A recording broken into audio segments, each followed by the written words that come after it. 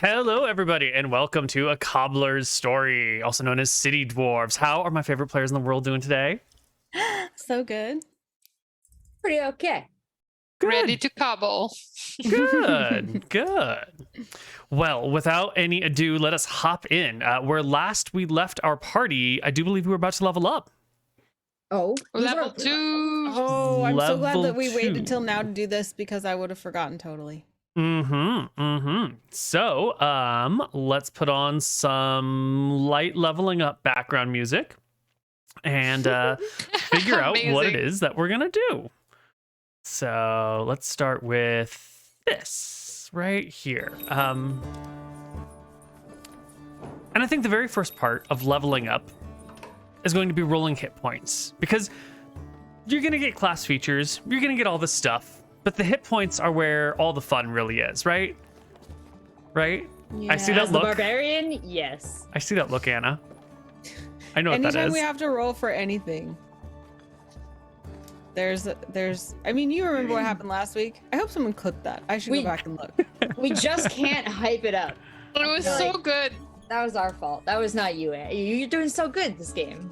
If anyone didn't watch last week, basically what happened is I had like the world's smallest hot streak, which seems like a big deal when it's me because I don't roll well ever.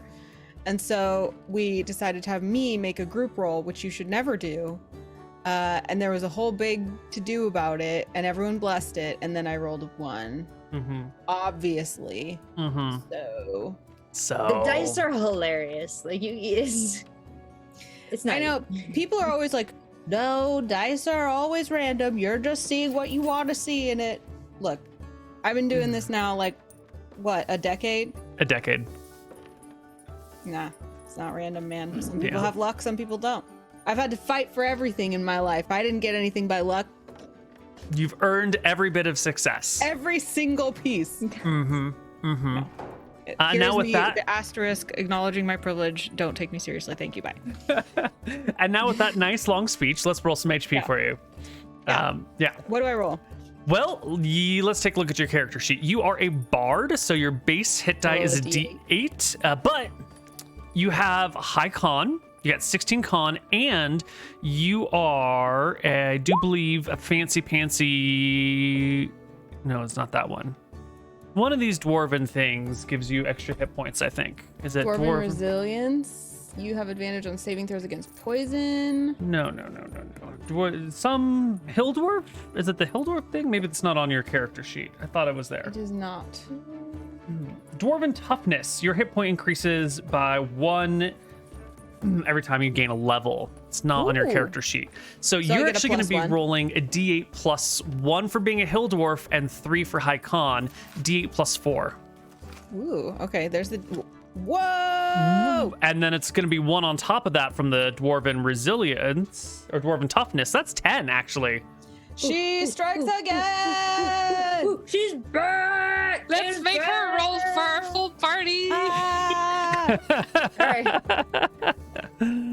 All right. Did that automatically add it? It did No, not. I have to add it. Yeah. Okay. This should bring you to 22. If I can do Yeah. any math. Look at her go. All right. Next up is going to be Boldara. Now, you can just roll that hit die off your character sheet, or you can roll a d12 plus 4 because you're the same situation. Plus 4. Let's go. Boom. Oh my god. That brings you to 30 hit points. That is extremely good. She's beefy. Okay. We like her. All right, and with the whole party having rolled HP, it's time to move on to No. leveling up. Sorry. No. Pebble Good Cobble try. Feet. Yes. please. You only have 15 constitution, so for you it's just going to be D8 plus 3, but you got it. Okay. Oh, It's not very bad. good as well. We might have missed our last roll last episode, but we have lots of HP to make up for it. Mm-hmm. The dice feel bad for us. Worth it. Worth it. It's very good. All right, so that will bring you to 21, I believe. And I should probably update our overlays to reflect your new hit points. Now, while I am updating the overlays, why don't we go through the classes in the same order, and you can tell us what you got for your new class. So starting with Anna, what does Bard get at level 2?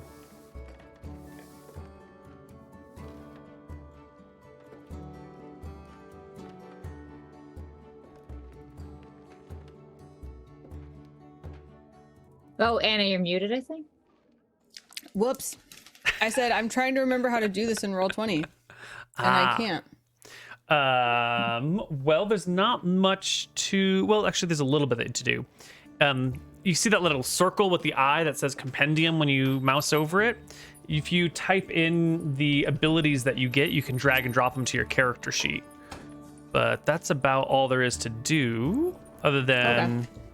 I guess thought you could that there change was your like a level. character sheet thing. Oh, there's an auto level up character mancer, but I despise it, and so Then I've I shall turned it not off. use it. Yeah. All right. At level 2, proficiency bonus is the same. I get Jack of all trades, which means I can add half of my proficiency bonus rounded down to any ability check you make that doesn't already include your proficiency bonus. Ooh, I didn't know about that. Very nice. So should I just, I guess I just have to do that mentally, right? There's no way to do that on a character sheet. Actually, there is. If you go to the gear icon on your character sheet, you'll see like 100 million options. It's Okay. like right next to the spells section. Yeah, I see that. And then somewhere should be Jack of all trades. Maybe if you scroll down like the skill zone or something, should be like a little checkbox. I'm guessing. Is there, so you mean the gear icon next to spells on the far Yeah. right? If you scroll down in the middle column, there's like a skills option thing, and there should be Aha, a checkbox. checkbox. I see it. Yeah. And then at second level, you can use soothing music or oration to help revitalize your wounded allies during a short rest. If you or any friendly creatures who can hear your performance regain hit points by spending hit dice at the end of a short rest, each of those creatures regains an extra 1d6 hit points.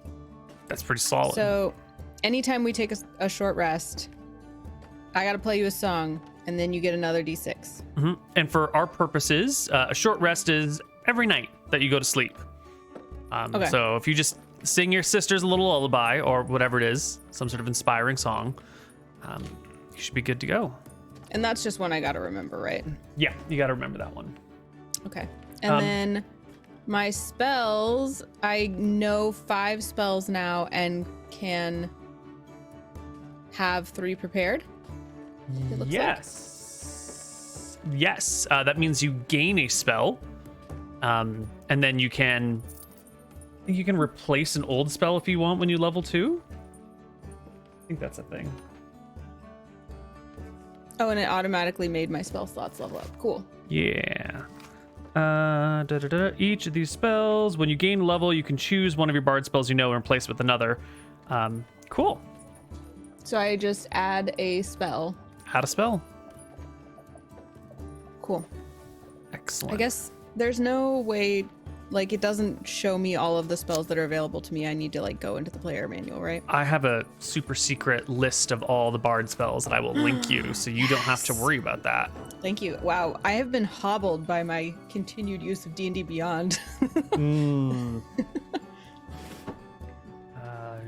You are this name. Huzzah. There you go. All right, next very much. player. I do believe that's Rachel. What do you get for leveling up as a barbarian? So I try to follow along with those instructions, and I hit my little gear next to my spells, and then I lost where I can input my level up. Do you want to go to the gear above that for your... Actually, you're already barbarian too. It already says I just wrote a 2 in there. Did that do it? No. Great No. try. And Excellent barbarian. attempt. There it says level 2 right there. I just... Oh, no, that is the right thing. Okay, no. You know, that was the right thing. Sorry, I thought you put it next to your class. Imagine. I thought you just like wrote barbarian 2 instead of... Yeah, no, that's it. That's level 2. Done. But you should get some abilities as a barbarian. Do you know what those are? No. Well, you're gonna get, since I've already updated these other things, you're gonna get Reckless Attack. This Love it. is an ability that you can choose. It's on your character sheet now. If you scroll down, you can hit the little text thing and put it into chat. So whenever you want, you can decide to attack with advantage, but you're gonna be doing it recklessly, so everybody else gets to attack you with advantage. Pretty great. And I think it also gives you attack rolls with strength. Yeah, just attack rolls with strength. So if you ever want to be sure to hit your enemy and throw all caution to the wind, that's for you. The next thing you're going to get is Danger Sense, which... Just get cooler and cooler. I know. It's hard, but you're somehow managing it. Put it in the songs. You gain an uncanny sense of when things nearby aren't as they should be, giving you an edge when you dodge away from danger. You have advantage on dexterity saving throws against effects that you can see, such as traps and spells. So as long as you you can see a fireball coming towards you, you got advantage to dodge out of the way of fireballs. Or if someone's going to, if there's like a trap then with an axe swinging towards your face, you've got advantage on ducking out of the way. Because Is this outside of combat as well? Yeah. Yeah, like a horse is gonna kick me or something, or absolute. Well, a demon's gonna get in our shoe shop. If it's an attack roll, no. But if it's a saving throw, yes. So there's a little bit going on. I sees it. All right. And last but not least, we have, what was her name again? Pebbles? Pebble, no S. Couple Pebble. feet. Sorry, I should stop doing this, but it's too fun. No, it's Pebble. okay. What do you get? Do you know? Monk, level 2. I go to 31 hit points. What? I get... No? 31? It seems like it. I input 7 HP manually in the roll. You were at 11 before. Yeah, I don't know why it's doing that. Oh, wow. You have a whole thing going on, don't you? I don't know. What have you done? I don't know. I've done nothing. Okay, What have you done? I've done nothing. I tried to level up. What have I done? I'm like mid-level up. Oh my god. Okay. All right. But I mean, how much am I supposed to have total? I can drop the hit points. You should have 21 total. Yeah, I don't understand. We're just going to I'm just cancel. Yeah, here we go. Okay, I'm gonna close this and refresh and try again. Yeah. That was Pebble. fun. Oh, Pebble. Aren't you supposed to be the nerdy one? Mm-hmm. Okay, I'm trying again. I have the right hit points. Yes. 21. Yes. The right level. Yes. I guess I can add 2 key resource. Yes. To the resource. Yeah, and then you can label it. Yeah. Oh, so I it doesn't guess say. Class resource is okay. Yeah. There you go. Okay. Mm-hmm. And then, do I still need to add my full level up? Because it seems like it's being... Well, you're going to get unarmored movement is your other ability that you get. So your speeds go from 20 to 30. You are now a very fast dwarf. Mm-hmm. And fast. what can you do with your key points? Are you familiar with those abilities yet? No. Oh, okay. You get all sorts of fun stuff. The first thing you get is an ability called Flurry of Blows. So immediately after you take the attack action on your turn, you can spend 1 key point and make 2 unarmored strikes as a bonus action.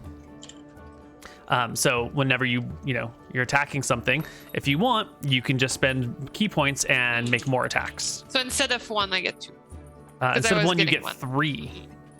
Whoa, 2 It's more. 2 more attacks. Whoa. Yeah. That's more than 1 more. Yes. Of blows. And I will add some text for that in just a moment.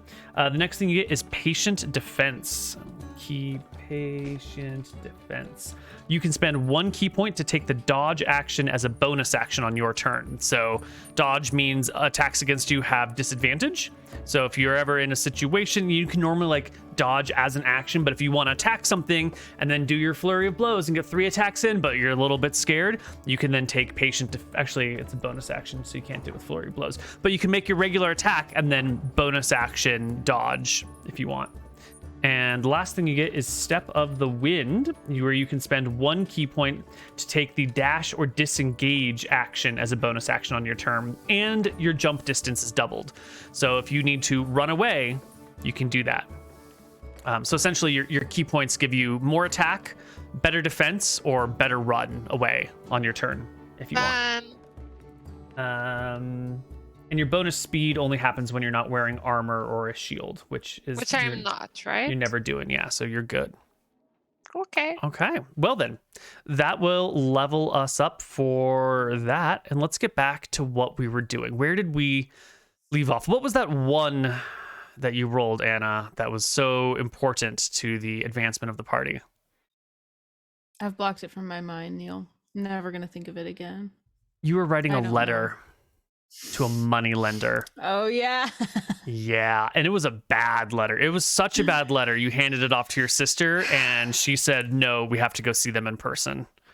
Thank goodness for that, honestly. Mm-hmm. Mm-hmm. And why are we going to a money lender, Rachel?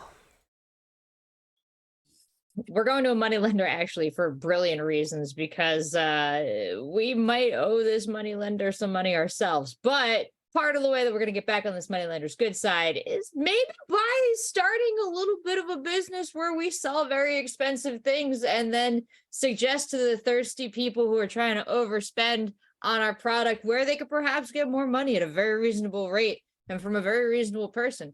So we have convinced one of the bards that they need some shoes. I believe topaz belled shoes. Mm-hmm. The problem is topaz, very expensive. Very expensive. So, yeah, they're going to need to pay us up front, and they don't really have that kind of money. So we're going to help them by hooking them up with a money lender. Mm-hmm. Mm-hmm. All right. So we're going to have to go see this loan shark, this money lender in person. And you know where you can find them. You know that you got to make it a request to see them in advance because they've got to arrange their things. And it's not always going to be, super straightforward and easy to spot them and, or to get a meeting with them. So it's going to take a little time to set up. Yeah. Yeah. And this was our parents that had the initial relationship with the loan shark, or is this something that we as sisters did? This is something that you did when your parents died, and then your shop was ransacked, and you ran out of money, and you had to get some money just to rebuild the shop, and it was all a mess.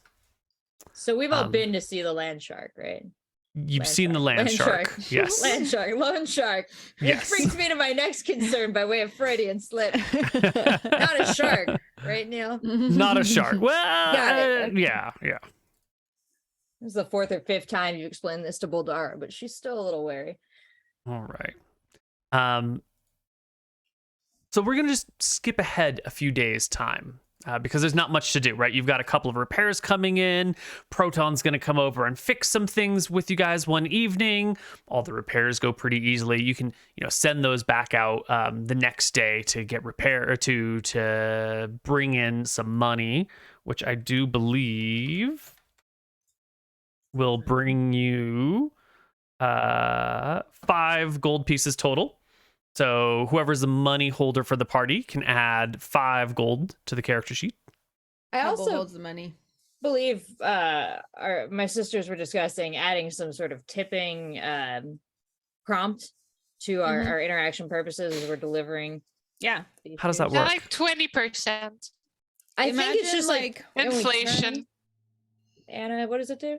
You know how when you are paying at the coffee shop and you didn't intend to tip at all, but then it's before you're finished paying, would you like to add a 20% tip? And then you're like, oh, of course, I'm a generous person, and you do. Mm-hmm. We do the written medieval equivalent of that, where it's I'm marking down that you've paid, thank you so much. Before I mark down your total, would you like to add a gratuity to that? the customary is 20%. Yeah. Mhm. At which point I, Boldaro, would turn with my giant shoe distribution thing, and there's like kind of like a little open drawer that we've painted to say tips. And it's pre-stuffed with gold and silver. I put it in there this morning to show that other people are quite generous. Got it. Well, let's face of the operation. Why don't you give me a persuasion check to see if you can, persuade anyone to give Me? you any tips. You are the face of the operation, are you not? You're on a roll. Let's go. All right. That's really good. Yeah. It didn't show up on my screen. So what was it? There we go. 21. 21. Nice. Yeah. Hell yeah. I'm so persuasive. So that's going to be 11% tip on top of that. So 5 another 5 silver on top of it. Nice. Bought us some drinks. I have And a question. goodwill mentally, right? Yes. Ben Franklin favorite thing. Yes. I have a question. Mm-hmm. It's been a few days. I'm not super familiar with how we're doing rests. Do I gain my spell slots back? So after a week of downtime, you gain your spell slots back. You did just level, so you can be. I think you've cast 1 leveled spell slot, so you'll be at 2 leveled spell slots right now. And this is like still within that week of downtime before you get your full rest. So I have 2 slots remaining. Yes. Okay. All right. Well, party. The day has finally come to go speak with our moneylender friend. And we will be here in his money lending house. Now, this is underground. This, where's my tool? This staircase over here, if you can see what I'm pointing at, leads you upstairs and out of the underground area. There's a door here that leads into something. You're not sure what's behind this door. And there's a door back here behind this big, ugly, nasty looking guy. I'll move him for just a moment so you can kind of see that there's a doorway there. And then, this is the doorway out and over here. So you just come down the stairs, you pass a door on your left, you go to the end of the hall where there's like a goon hanging out, keeping an eye on things. He'll like knock on the door and let the boss know that you can come on in. And here is our money lender friend, is maybe not quite the right word. He's a rather large, plump gentleman with a purple cloak that he always wears around him, and a little pouch of money that he keeps on his desk with gold coins spilling out. And on either side, he's flanked by these rather large, brutish-looking half-orc folks with these big clubs, and they're quite mean and nasty and whatnot. For a second, I thought you were demonstrating that being the actual Same. size, and I was like, no. Same. I was like, why you're huge? We're so small. I'm just letting you see their faces. And for all you know, there could be 1,000 more goons behind this door, or 100,000 more goons down this door.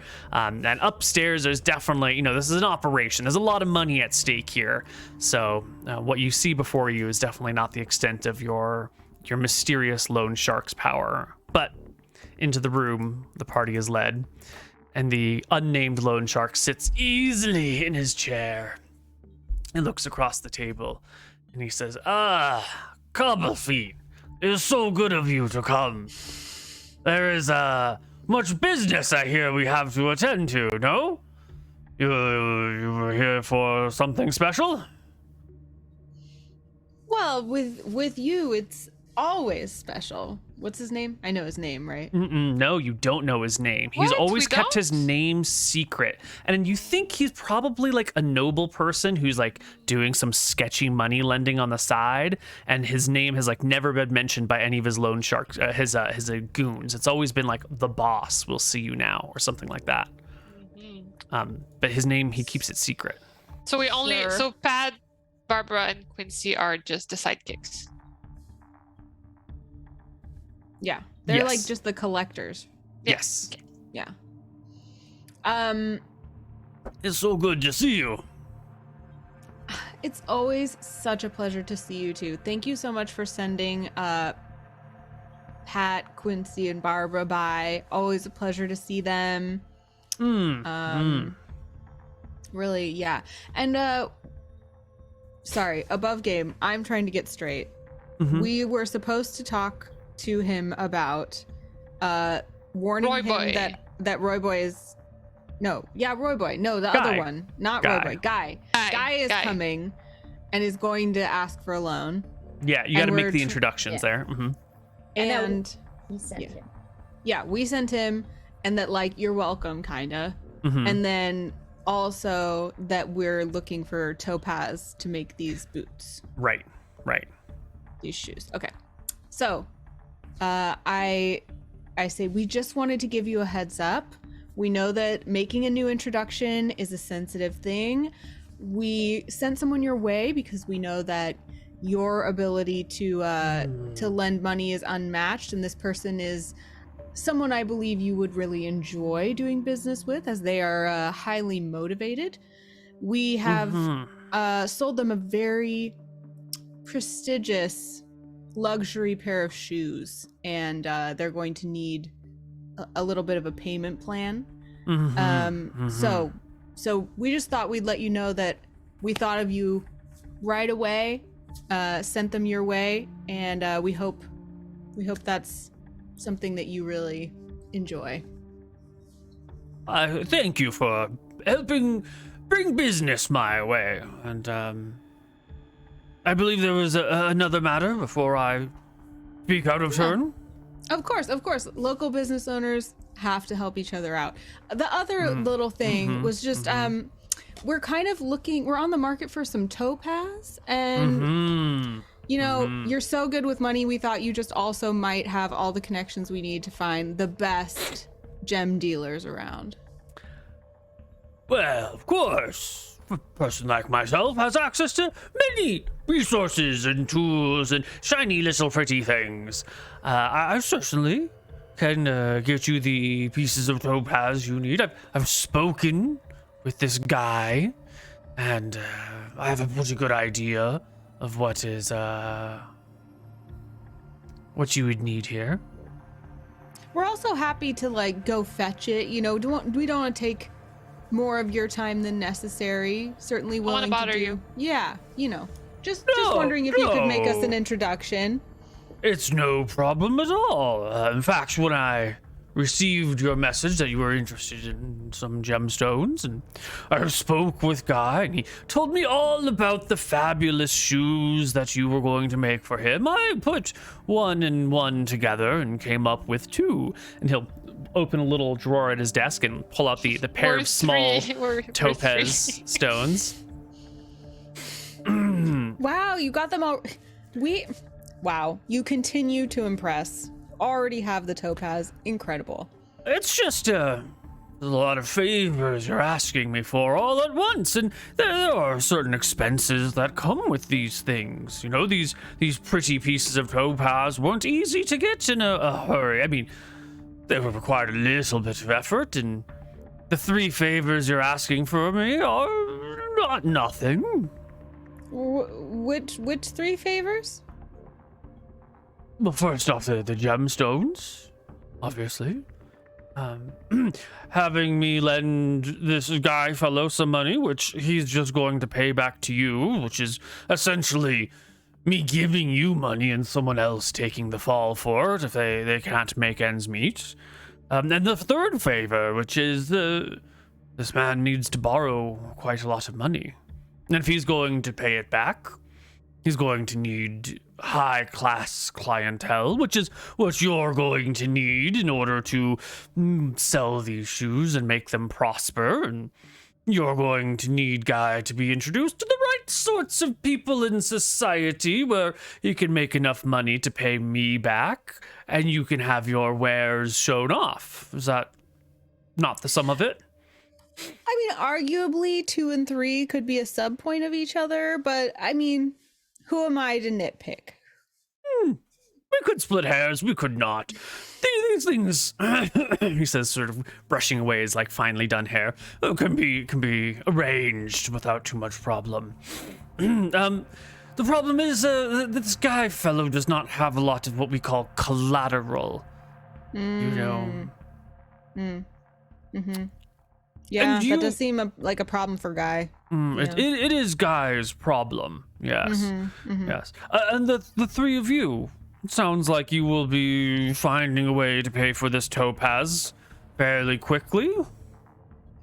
Our our new business model, I'm sure you've heard about it. It is booming. It is just really taking the city by storm. So we're feeling pretty confident that as long as Guy has the capital to pay for the shoes, we will have the capital to pay for the topaz. I think that's absolutely correct. You've done an excellent job of keeping on top of your interest thus far, and you have a nice house in a good part of town as collateral.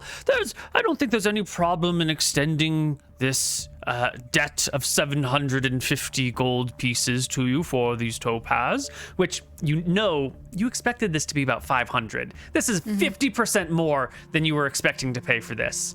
But he kind of continues smoothly. And I do believe that'll bring your current debt up to 1,250 with our current 2% interest rate every week.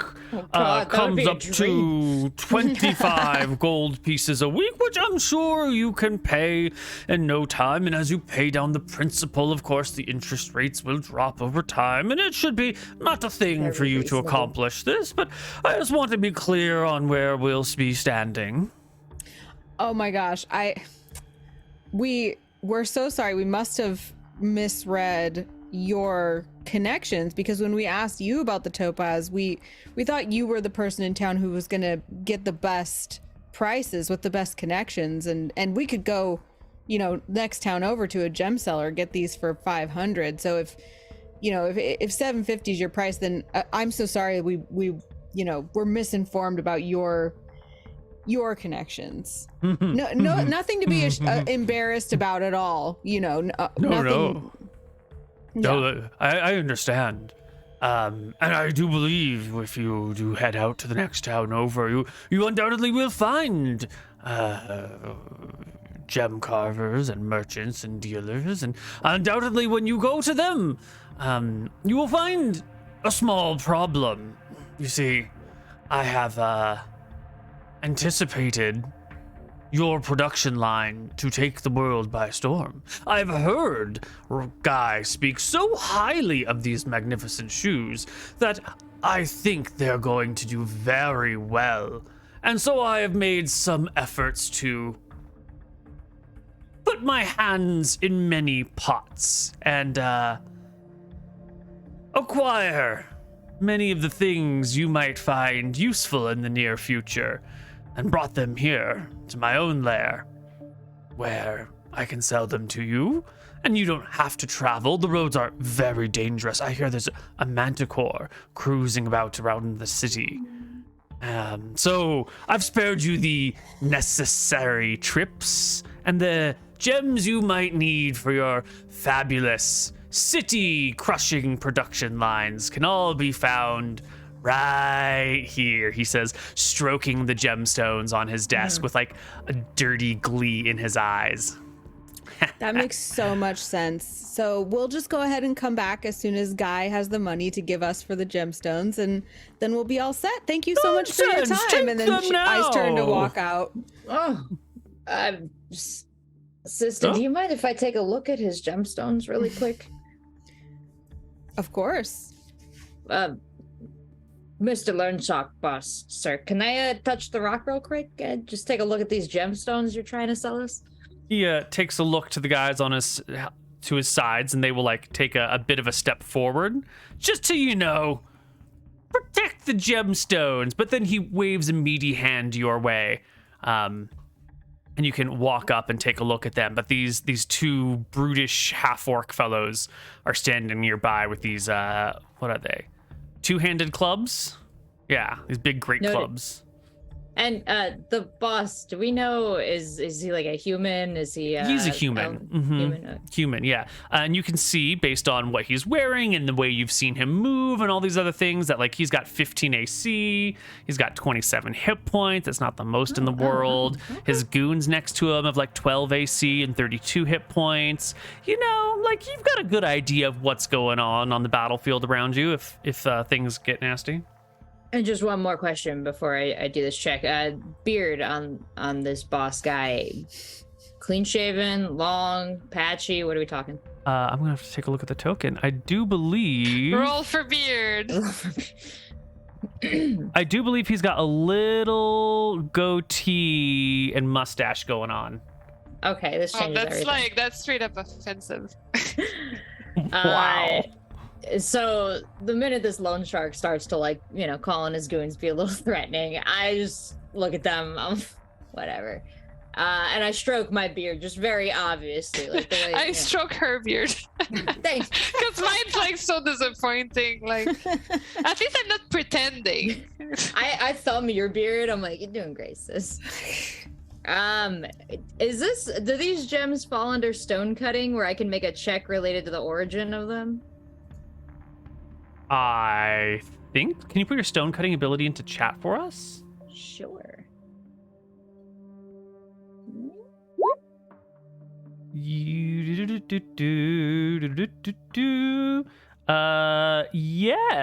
they absolutely do. That is a stone, and they are slightly worked. Go ahead. Yes. Okay, history check. Mm-hmm. And sisters, I'm gonna do this, but I'm also gonna show this around because my ultimate thesis here is I would like to know where they came from, and if we could just go mine them ourselves. Yes, and you'll get your proficiency, double your proficiency bonus instead of your normal, and you're considered proficient. So we'll add 4 to that 12, which brings it to a 16. And you know what? This is definitely Nomish work. The very, very small etches on the side of the unfinished, but like clearly carved down out of its natural rock stones could only come from someone with like really small, tiny hands that can like chip away at this, and really tiny, small files. Dwarven stone cuts would have been like a little bit smoother and more precise. Humans might be, a little bit less perfectly angled, but the like lots of little tiny etches carving out every little section of possible gemstone, clearly Nomish work. And there's only so many gnomes in the city. None of them work with gemstones. You might know some places out of town where some gnomes live, where the stone could have been carved by.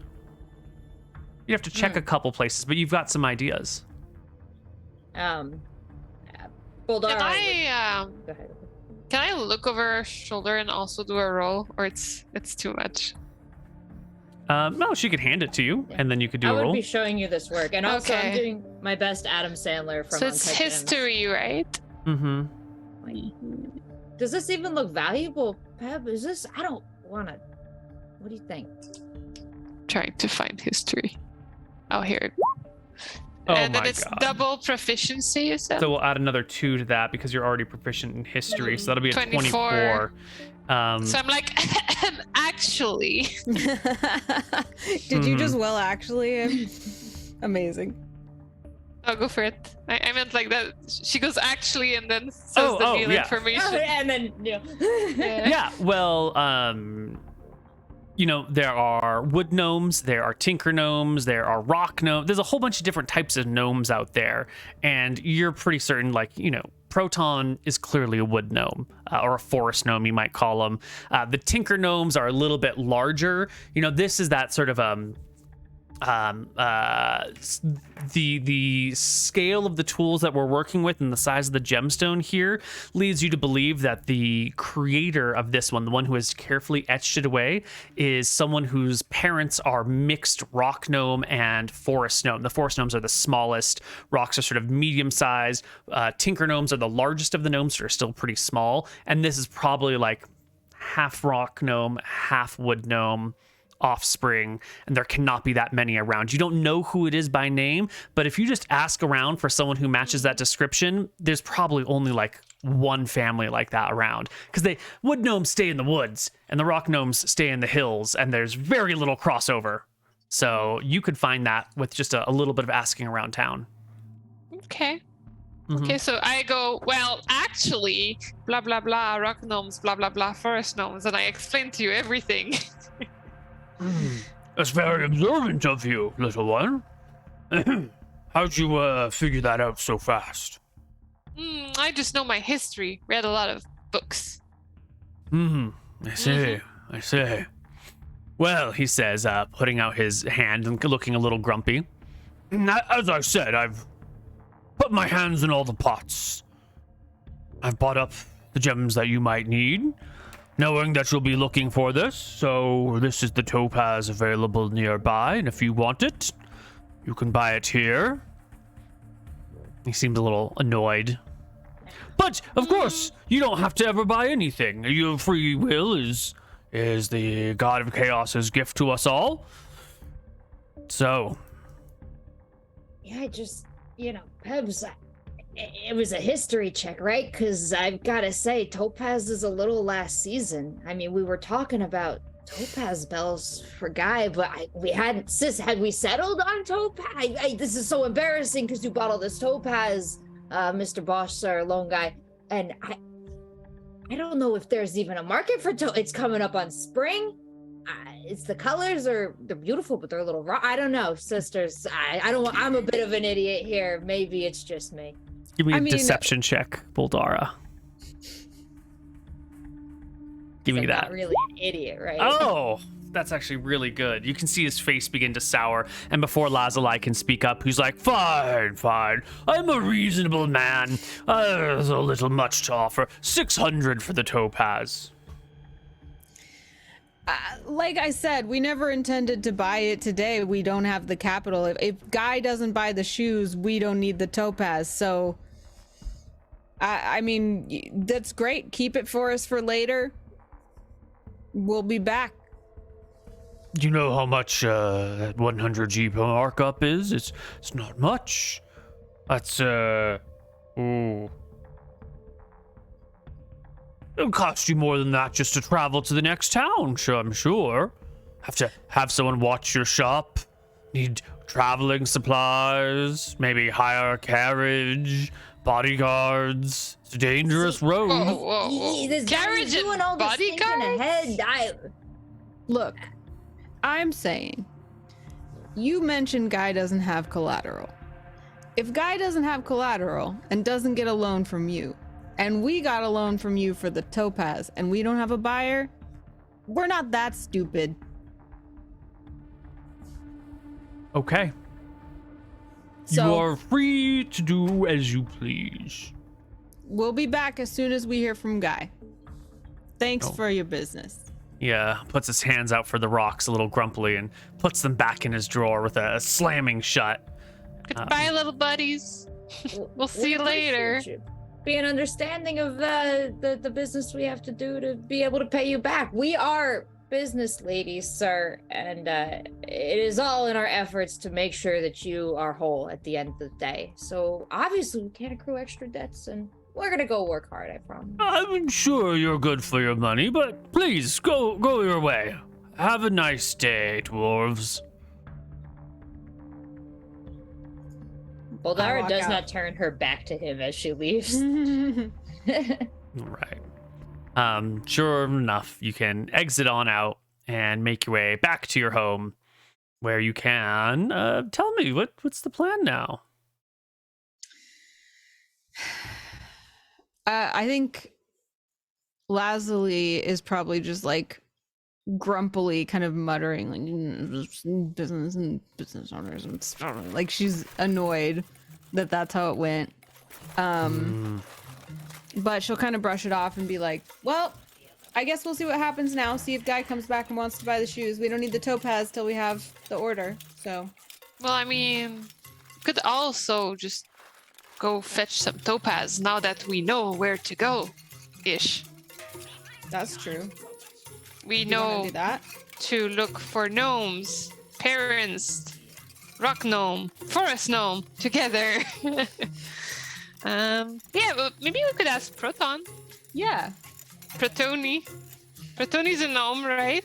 I love how like I've started to have to fight that like Protoni accent now because of Boldara. I've ruined you all. I mean, it's the family accent apparently. Small corner of Italy, 80 years Yeah. of existence.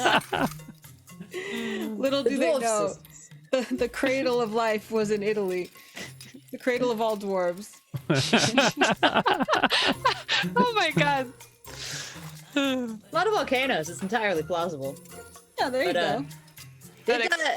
Did we happen to notice what kind of shoes the boss was wearing? Ooh, good question. Oh. You didn't ask in the moment, so one of you roll me a perception check to see if you just happen to notice. It's your idea. You should roll it. Does any of us have high passive perception? No. Does that guy even wear shoes? Oh my god, a 1. Do I fall? Do I take damage? What happens? I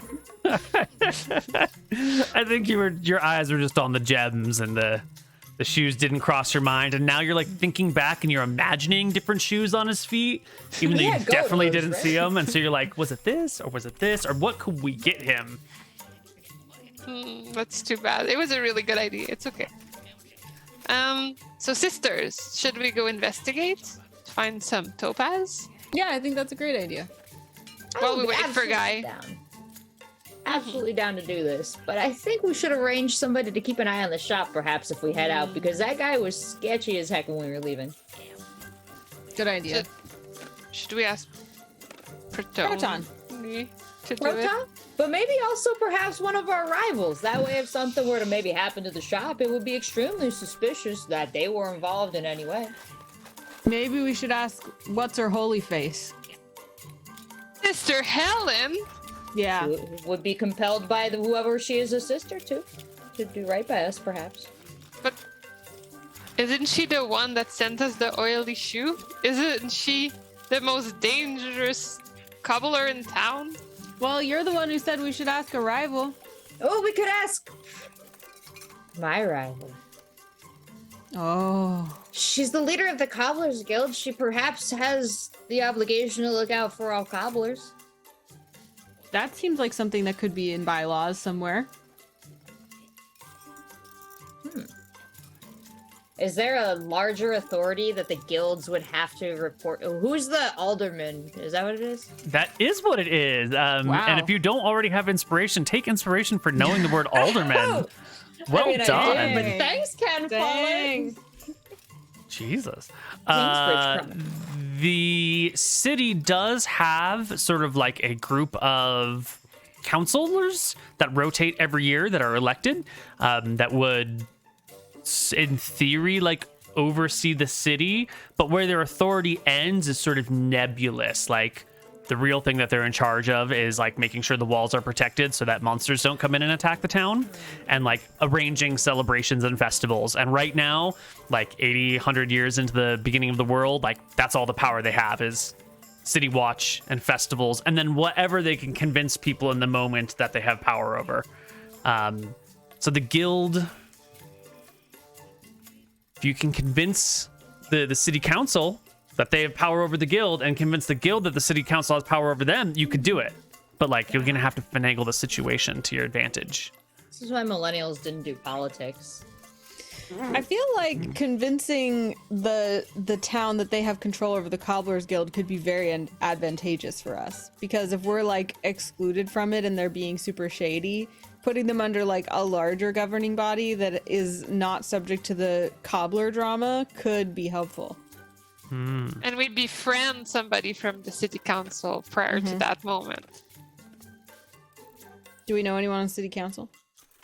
Roll me a pure luck die. Which is like just a d20? Just a d20, yeah. Wait, someone else roll it. It has to be you. You suggested Pure it. luck? A pure luck die. Uh-huh. It has Sure, to be you. fine.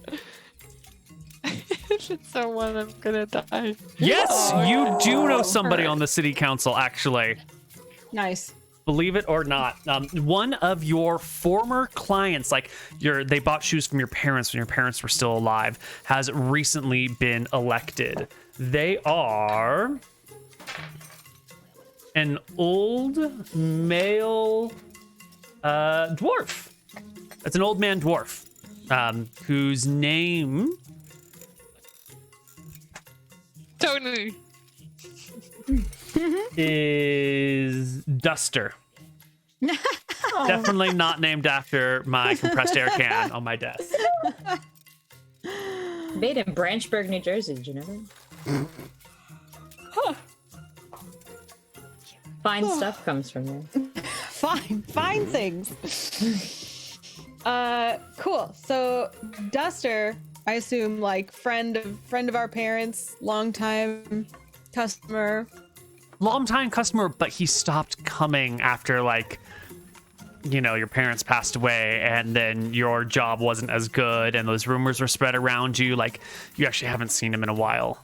So contact, but like, who knows how good it is anymore.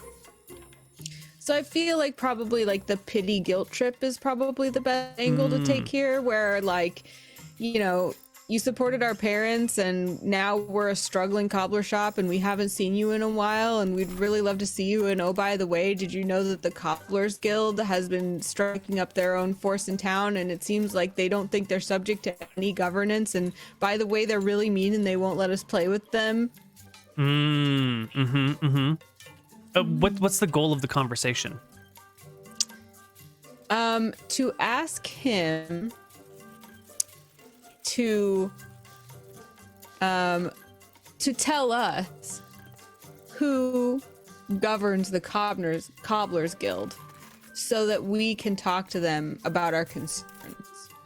Being like, I'm trying to write it as though I'm sure that, of course, the city council already has control of this guild. I just need to know who to talk to because I have concerns. And also, by the way, we miss you. Come to our shop. We're trying our best. Got it. Okay. Work has improved. Can we send him some of? Oh yeah, Samples. I'll throw in a flyer about our new delivery program, and I'll tell him that business is going really well, and we hope he'll come by soon. It includes quotes from customers such as "Thank you so much" and "Thanks" and "Bye." Okay. So And, clearly looks satisfied good. customers. Yeah. It looks good. One of them is ouch, but like I barred it up. Okay. All right. Well then, it seems like we have two storylines before us right now. There is talking to Duster and getting some oversight on the Cobblers Guild to maybe see what's up and shake it in your favor a little bit. And then there's finding the topaz and finding the gnomes and going to the place where that topaz might come from. Which one would you like to do first? Are any of those things like nearby or in a row? Well, you got to find the gnome, the rock gnome, tree gnome hybrid who made it. So you got to find that. You got to like find some information. Someone had an idea about asking Proton, who is a gnome, who is a forest gnome, who might know something about this. Other than that, that quest is pretty unknown what it will entail. Duster is in town. You could be there in 20 minutes.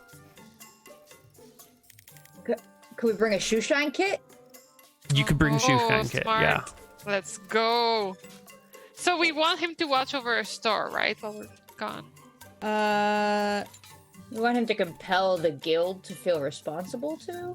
Or maybe... Oh yeah, we kind of lost that thread, didn't we? Yeah. Yeah. I think we could perhaps skip him and go directly to Francesca in front of a big group of people and implore her to and suggest that it is her obligation and try and get the will of the crowd on account of you're so persuasive, my wonderful sister. I like this idea, and then we can take whatever the result is to Uncle Duster.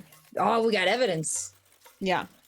Okay. So I like the idea of going to request the services of the Cobblers Guild, assuming that, of course, the Cobblers Guild must be there to aid all cobblers in the city. And in case they forget we're cobblers, I got the big old, like, of any customer shoes. They look real nice, ones we haven't delivered. Like, our finest work on my back, like I'm about to deliver it, too. We're really painting a picture here. I like it. What do you think, Pebble? Okay, let's try that. So I'll bring some cookies. All right. So it sounds like we're going to see Francesca first. Yes. All right. And what was... Always forgetting her name. Bethany? Bethany. It's always, yes, Bethany. Thank you. Bethany. I don't know why that's such a hard name for me to remember. Okay. How could you forget it? She's not very forgettable, but apparently I just you realized are. that the mnemonic device, it's mnemonic, right? When you use something to remember. Yeah. The mnemonic device I've been using to remember Bethany is a sheep. I didn't realize that, and I'm like, why is it a sheep? And I think it's just Bathany. Like, Bathany. like a sheep. You're like working backwards from what your like AI brain did. You're like, Yeah. hold on. Where did the Algorithm, sheep why are come we a from? sheep? Yeah. All right. So off to the Cobbler's Guild. It doesn't take very long to get there. It's just oops, that's the wrong place. It's just across town and up some stairs. And is it up some more stairs? And up some more stairs. And we will find ourselves, let's get rid of these guys who are on the ground floor, heading into the guild. And you can, talk to the people and get the arrangements. And actually, Bethany's probably not here at the moment. You're meeting with Francesca. And so the party arrives. And there's Francesca before you. And we're going to pause this music and put on something Boldara? a little bit more. I think you should let us take the lead on this one. That's fine. I'm just standing behind you, like flexing as much as possible and Yeah. stroking my oiled, long style, beaded and braided beard that I totally didn't That's- get done for this very occasion. Excellent. That's And we- exactly the attitude we need you to have in this moment. And we tried to find a time when she was in front of lots of people. We said. So are there other people milling about? Well, there's definitely going to be some other people here. She never takes business alone. She's going to have a scribe. It's in the middle of normal hours. So there'll be people all throughout the guild building. There'll be people downstairs. I'm not going to put on 100 tokens, but there are people around. And these doors are open. So if you're like nice and loud when you talk, they can absolutely hear you. But it is sort of a smallish room with just Francesca, a scribe, and an advisor. Okay. Unless you wanted to like lure her into a more public setting. No, I mean, this is the official business place. So we'll walk in and I will act like the way you act when you're going to like the registrar or like the DMV. Like, hi, I'm here today to request, what would we call it? I will have thought of this before we go there. Mm-hmm. Business sitting. Yeah, it's like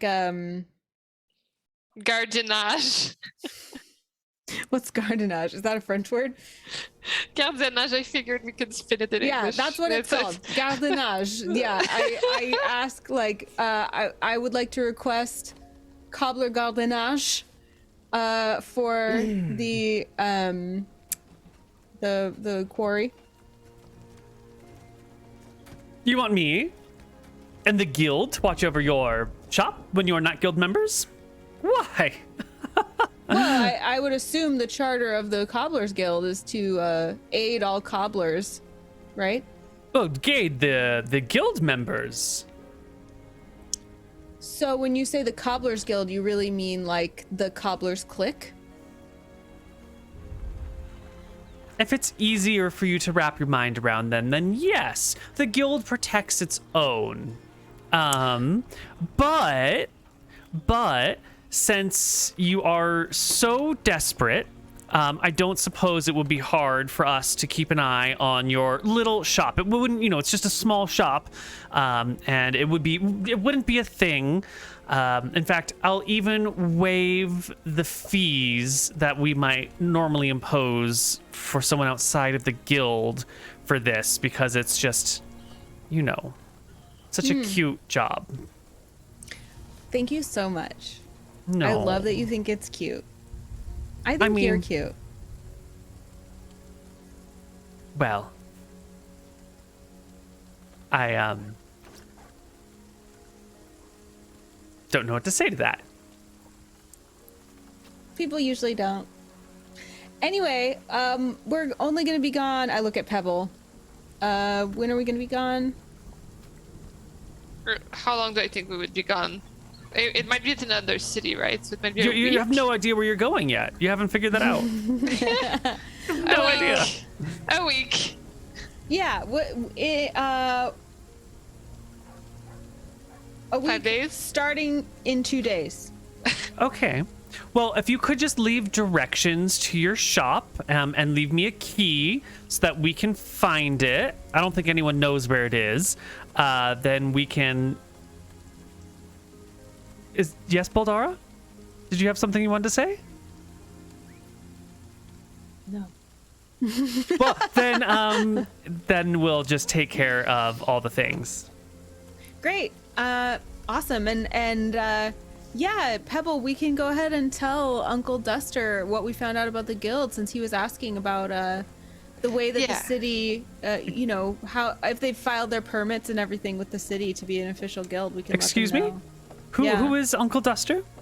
Oh, you know, the city council member. Just, you know, he was asking us about the Cobblers Guild, and we were like, well, we're not members. And he was like, why is that? And we were like, well, we don't know, because it seems like it's an official city guild and they're talking about it like it is. And he was like, oh, I should look into that. So Yeah, and he said that indeed, if you're an official city guild, you would definitely watch out for any guild that reaches out, even if they're not any shop that reaches out, cobble shop, even if they're not part of the guild. yeah, it seems like that's what you're doing. Reaching out, yes. So Yeah, I'm sure that's there's no great. need to involve the city council on any of these matters. You know, bureaucracy, it only makes a headache for all of us, and anything that, you know, any rules they enforce on us would undoubtedly fall to you as well. So, Well, I mean, we're not bureaucracy- members of the guild, as you like to remind us, so I don't think... well, we haven't Yeah. received your application yet, so... Oh, there's an application. Nobody told us that. Yes. Where's the form? She looks to the scribe. Could you get them an application, please? And the scribe will scurry out of the room, and she'll look at you with a smile. Right, so we'll get you a form, and you're literate, right? Oh, that was a question for I must me? be. Oh, that was a joke, right? That's like Of so course it was. condescending. I No mean- one would be so rude in a place of business. It was just a joke. I thought we were friends and we could josh like that. I mean, that's so obviously great. Pebble is Yeah. very smart and Baldara is very strong. So between the three of you, someone must have letters. I mean, your shop has a sign out front.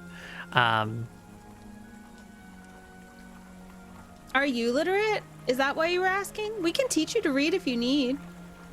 Oh, that's so sweet. I already read and speak Common and Dwarven and Elven, but I guess I could brush up on my Ogre. Okay. That seems like something you might know. Why? Well, because you just have that, like, ogre face. What's You an know. ogre face? What's wrong with ogres? There's nothing wrong with ogres, aside from their ugly, brutish nature. Oh, Well- okay. I'm gonna make a note. The Cobblers Guild says ogres have ugly, brutish nature. Okay, good to know. Good to know. Yeah. That is a useful quote I to just- have, indeed. Say a bunch of stuff to my sisters in Dwarven in front of her that she doesn't speak that, right? She what did she said say? she speaks Oh, Dwarven. she said she does but speak like Dwarven? she could be lying. Oh yeah, then it's just gonna be meaner what I say and very like regional dialect too. Ah. Do we all say? right. Do we all speak Dwarven? Of course, yeah, 100%. Then I'm gonna say something to her in Dwarven, like, "Oh, it's so great to meet a fellow speaker." She will reply. How good's her Dwarven? Oh wow, her Dwarven's actually pretty good. She does God have like damn it. she's 19 out of 20 on her Dwarven. Unfortunate for you. She will reply in very fluent Dwarven, just like, "It's a pleasure. I use it to speak with Bethany sometimes, you know, to remind us of the old days." What old days? Oh, well, we took a trip together. We went out of town. We went to some mines up in the north where the hills are. When did you do that? Boldara, no! Nope. Nope. And she You leans said back, smug in the and satisfied. mountains, caverns and mountains. Did you happen to see any stones there? Oh, yes, there were lots of stones. It was love mountains. Oh, Oh, like the scribe. Yes. like rare stones, like topaz.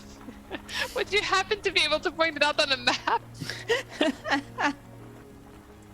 Well, we were looking at venues for our wedding. We were looking for a place that had a nice high view that could see over everything and out to the sea. So we had to go to the mountains to see if any of the chateaus there had a place good enough. I like when the rocks can look at the ocean. All right, well, thank you for the application. Very nice. Thanks for the offer of gardenage, and we will we'll connect with you before the next 2 days. Make sure everything's all set. Of course. See you later. And I'm like ushering Boldara out. There. Yes. We were dating, right? I pat her face. I just like hang like a body and a half length over you, just like There. we're in like the lobby, right? Yeah, you're on your way out towards the lobby. I just do want to. I assume there's more people in the lobby, or at least tons as of many, people. But Yeah. just Francesca is so mean. She hates us so much. Well, I'm sure, and I say loud enough for people to hear, like, there. I'm sure that the city won't let her get away with, avoiding the rules too long. I just hope our shop is safe. That's all I have left of other people that I love besides you. And I'm just like squashing Pebble under my arm too. Can I make a performance check to like be pitiful, like to try to make everybody feel sorry for us? Yeah, is that performance or is that deception? We're That's pretty your pathetic, call. dude. If you're pathetic, it's performance. If you're not pathetic, it's deception. I think it's more like I am performing the fact that we are excluded. You know what I mean? So it's not so much like I'm trying to be pathetic. It's I'm like making a scene about how like she's not helping all cobblers. She's like being a mean girl and keeping us out. Got it. All right. That's definitely a performance check then. Yeah. I mean, they're both the same anyway for me, but I think it's important the name of the check we make here. Yes. It matters. Yeah, you will absolutely attract attention from the people going down the stairs on the second floor and people from in the common room of the Cobblers Guild and some of the folks on the street nearby. They'll like look over and they'll bend their ears as there's this like sad display of like how brutal and mean Francesca is, this leader of the Cobblers Guild. Like what a cold-hearted monster she is. Why did I roll a 17 and then get a 16 when my modifier is +5? You rolled an 11. Oh, why is it showing a 17 on me? No, it says 17 on my screen, I swear. That 17 was a above, different roll. Yeah, maybe it bugged again. You need That to refresh. 17 No, it was says your performance. I just clicked it. Yeah, but doesn't No. it say Anna rolling D20 17 and then below that it says 16 performance 5? Yeah, that's what Yeah. we see. Yeah, the 17 that was a different roll before. was a different roll. Yeah. Yeah. Let's see. It was a Look, 6 it's been a deception while. though. It's coming back to roll 20. It's been a little while. So Numbers are hard. whisper, I'm the words gal, yo. so I whispered to you. So we're sad because we're excluded, but she's gonna keep our store, right? She's doing us a favor. They don't know that. Okay. I hope she still feels like she wants to help us. If only that all cobblers were let in the guild.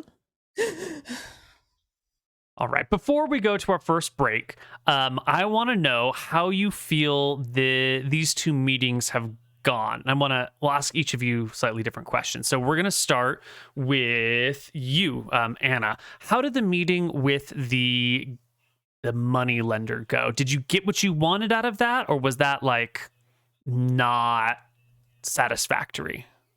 I feel like it was a stalemate in some ways. Like not it wasn't bad, but it wasn't good either, and definitely made us not like I would rather not do business with that guy anymore. It wasn't like we kind of hoped, oh, maybe we can strike up this really good business, and it was like, oh no, he just sees us as prey. So we can use him sparingly, I suppose. Okay.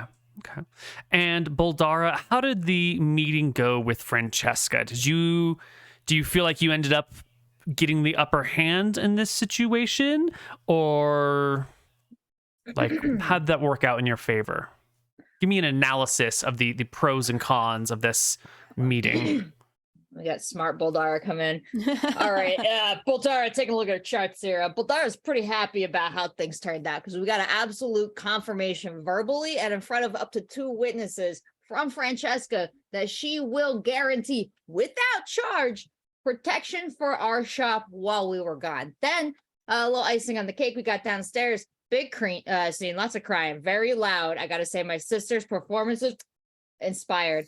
And the people know now that Francesca has volunteered these services. Why is that good, though? It's good to know that people know that she said that she was going to be there providing. Why is that important? Because if the services are provided, our shop is safe. And if the services are not provided and something should, I don't know, happen to our shop, we got somebody on the hook who said in front of witnesses that they were going to take care of it. So now, boom, bada bing, whatever happens to the shop on Francesca's shoulders. So maybe that creepy mob guy wants to come around, exact some topaz prepay. Maybe he'll do that through the front of our shop window. Well, that would constitute a failure on Francesca's part to uphold her bargain. Thus rendering her kind of even a bigger bitch in front of everybody. I call that a big W, Neal. Got it. So her reputation's on the line with the protecting of your shop. If something goes down, it's going to look bad, not on you, but on her. And the Cobbler's Guild. And the Cobbler's Guild. Right. So honestly, ransack the shop. I call that a win, because then Francesca, Bethany don't like a liar. And Pebble, you made a bit of a scene. The 3 of you made a bit of a scene on the way out, sort of how she was mean to you. Is this to your, how does this help the party? How does making a scene about Francesca being mean assist you in your grand schemes? Because we believe that somebody from the Cobbler's Guild has it out for us, Sister Helen. And why does saying Francesca's mean help you with Sister Helen? I guess just like any mark at the reputation of the guild. You're just trying to like scour the reputation of the guild? Yeah, because Sister Helen's part of it, Francesca's part of it. Those 2 people are not our friends. So like us looking excluded, it's kind of just amplifying this moment. And does that mean you're going to actually fill out the paperwork and try and join the guild? I'm not sure. We need to consult. Okay. That's still an iron in the fire, question. right? You're still in the positioning phase, setting up your ducks before you knock them down. Yeah, I'm not sure. Like, part of me wants to be part of it because Pebble wants to belong, right? She wants new friends. She wants to be part of something bigger. At the same time, if they really don't want to be her friend, she's been down that path before where you kind of just follow a group and they don't want you to be there. Then they just kind of tolerate you. And she knows how that feels. So she doesn't really want to. Got it. Yeah. Well, we're going to take our break and we're going to come back in about 10 minutes, 5 or 10 minutes, with a little bit more City Dwarves. See you soon.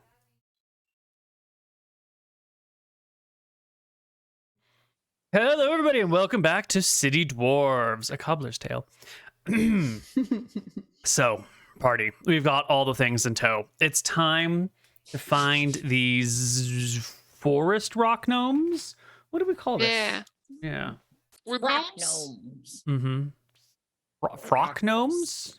Rocust. Rorist? Rocksit.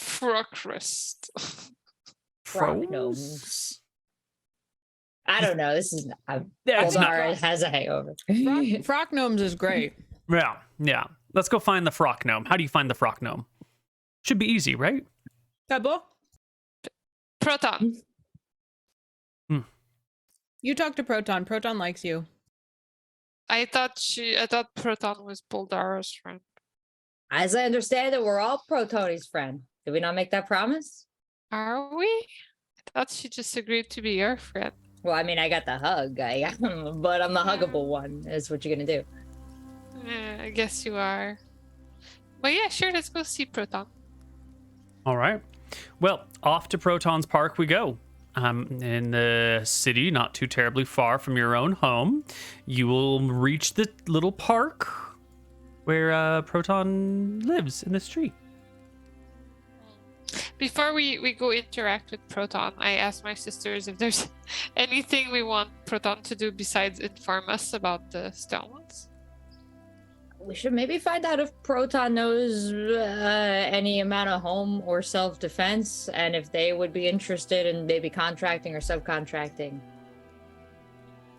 What do you mean? I mean, we could ask Proton to come with us.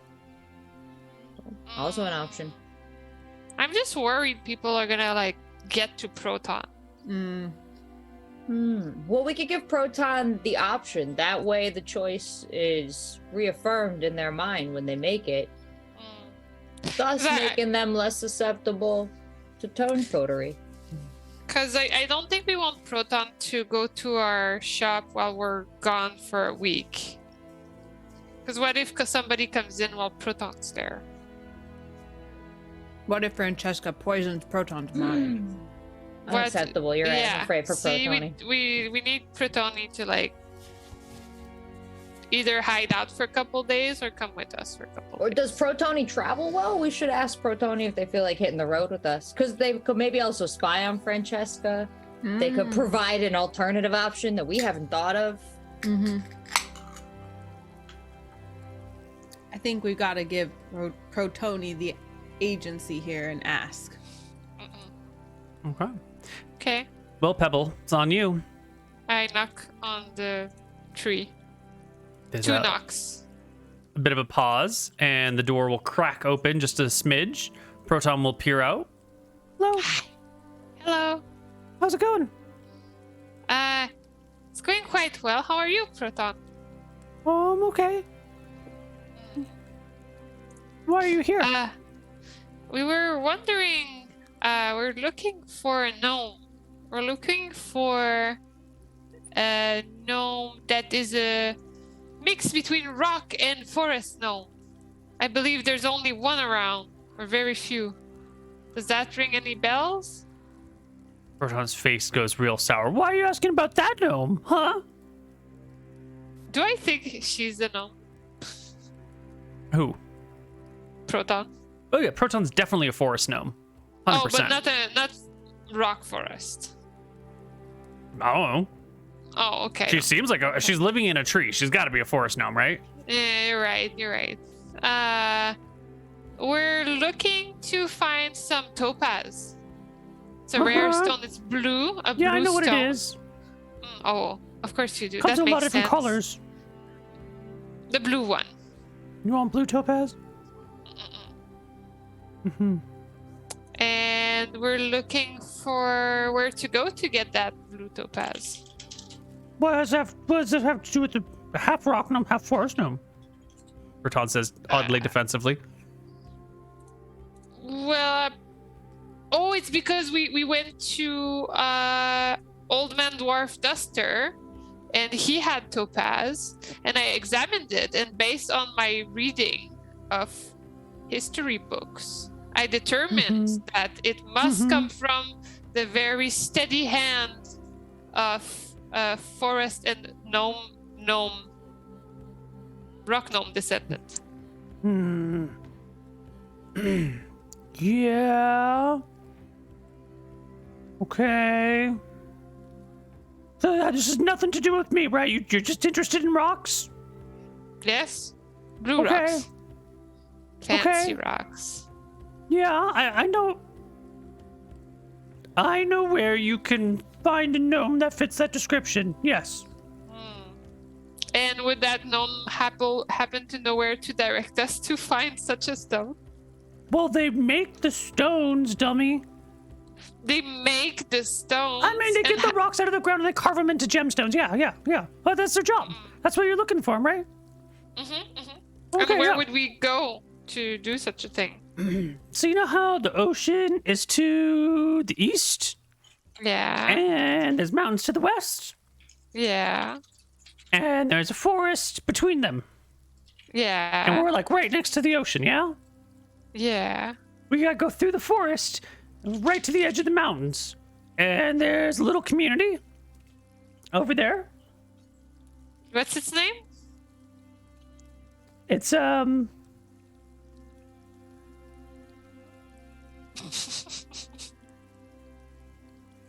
It's called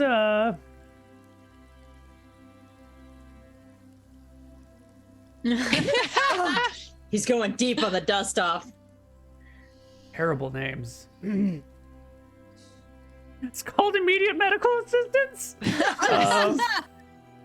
Immediate. No. Where's it It's from? called ignition. Ignition. Ignition. Ignition. Okay. Okay. I kind of tap Pebble on the shoulder and I'm like, aren't you curious why Proton was so worried about this person?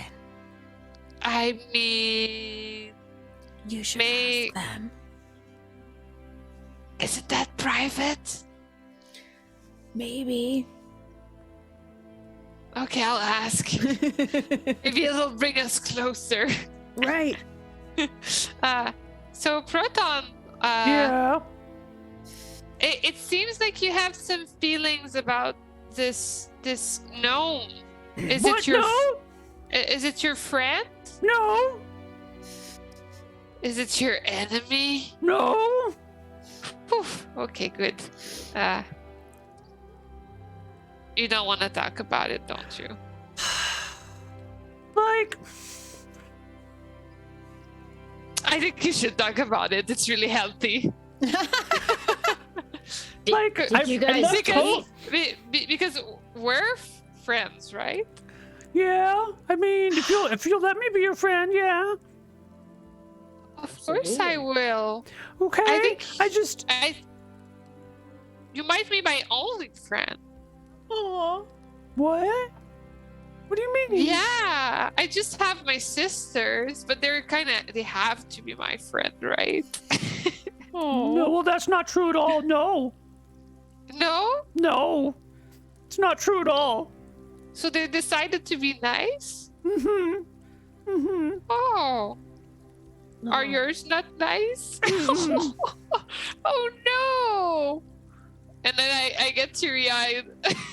Aww. Even just thinking about how I would feel in that case. It's horrible, Proton. We all start crying. Proton, do you want to be an honorary sister? Yeah.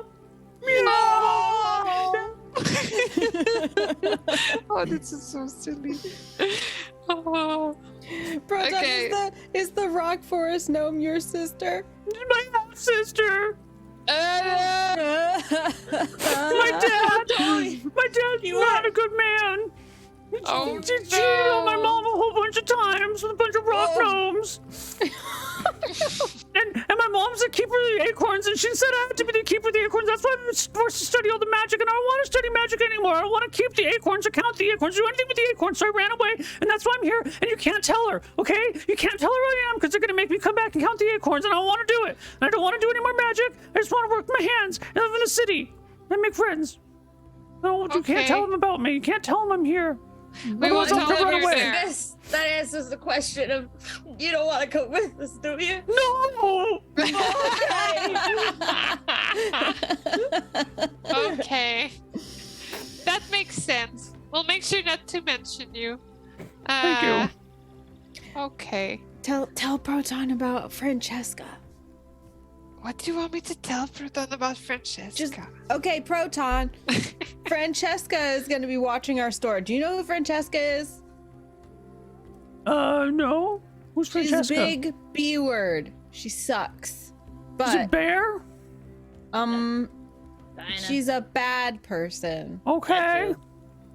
And she's also dating Boltara's ex. Oh my god, Proton doesn't need to know this.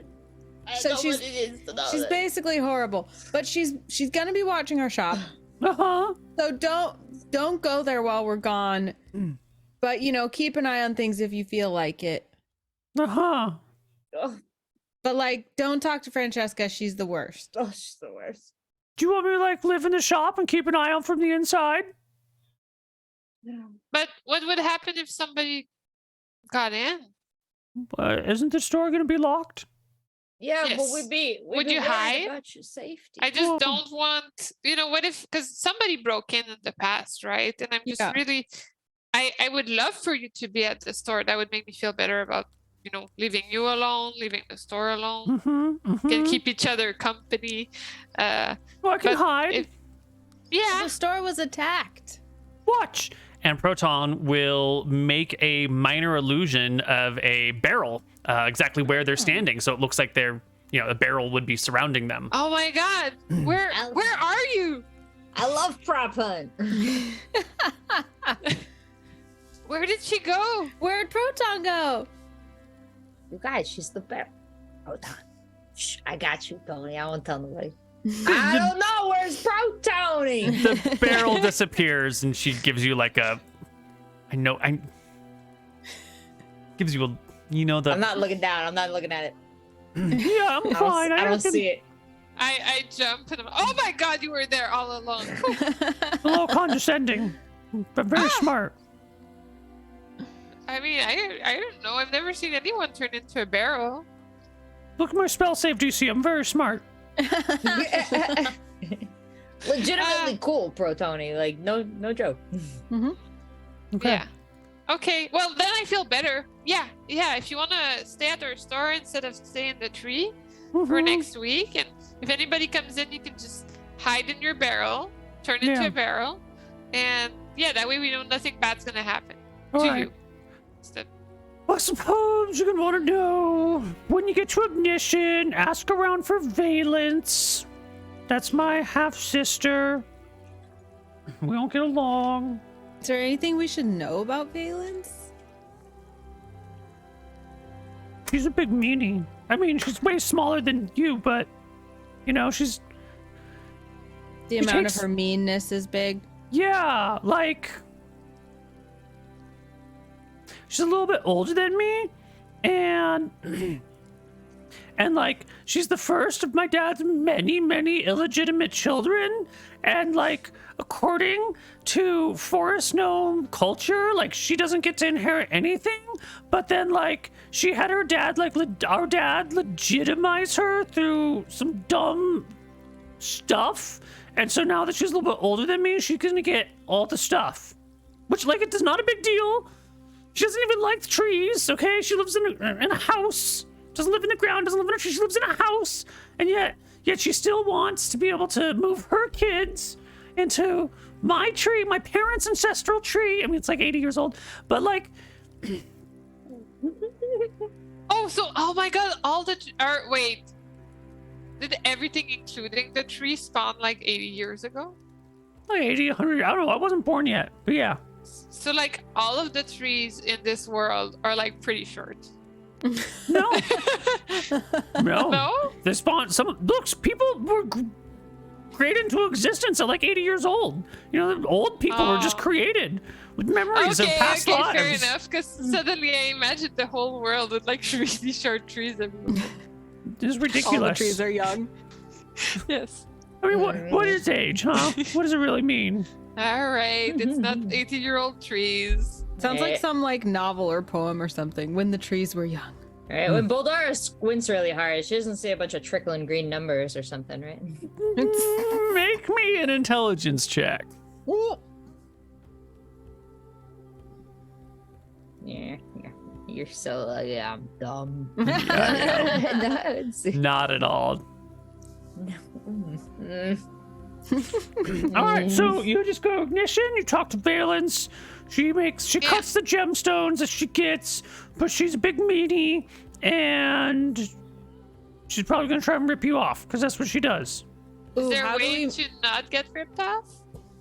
No, because she's a big meanie, and she works with nasty people. And well, what's her weakness? Is there something she really likes? What's her favorite flower? Or what does she hate? Really? I was gonna seduce her. I think her biggest weakness is like her greed. She gets really like she wants. That's why she's taken my parents home. Not because she wants to live there, but because she covets. That's the word, covets. You know, she's just a greedy, stupid frock. Okay. Noted. All right. And I don't know why you need her. You said blue topaz or something like that, but if she's got it. She like leans in as if someone might overhear her in the middle of this open park. You should just take it. That's Protonius. That's not really in our nature. My sisters and I were upstanding ladies. I mean, do you have to be? Tony, oh, this is entrapment, look, Tony. when Are you you a cop, Tony? You have to tell me if you're a cop, Tony. when you travel, you're not yourself, you know? I'm not myself when I'm here. I'm someone else in this town. I'm not the Counter of the Acorns. I'm not an apprentice mage who's learning all sorts of wizards and spells and bullshit like that. No. I work with my hands here. Tony. You know, when you travel, maybe you're not you. Maybe you're someone else. Maybe you're someone who Maybe we're steals Francesca. things from Valence. Bro, Tony, that's a lot of maybes, but Fine, no, just whatever. I want to go now. I don't want to give my So you're saying, like, do you know where the topaz is kept? No, I haven't been to her house in a long time. But like, It she's would be got at her her house is where she does her workshop, just like you. So that she lives downstairs underground, and then she sells things on the ground level. And no. She lives upstairs. The shop is on ground level, and then all the workshop and stuff is underground. You said she covets. Does she Yeah. like any particular kind? Like, does she like sweets? Does she like shiny things? She likes things that she thinks other people like. You know, if someone wants something, she's got to have it. If it's like other people like something, she's got to have it.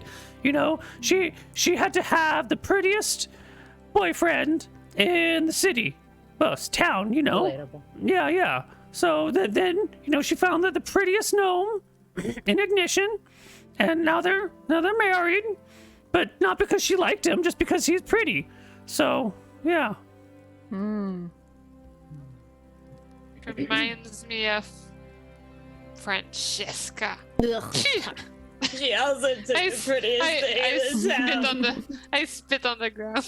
Both of us spit at the same time. Francesca. Well, whatever. All right. Thank you, Proton. Of course. Anything I can do to help? I'll keep an eye on your shop and make sure Francesca doesn't, do anything fishy.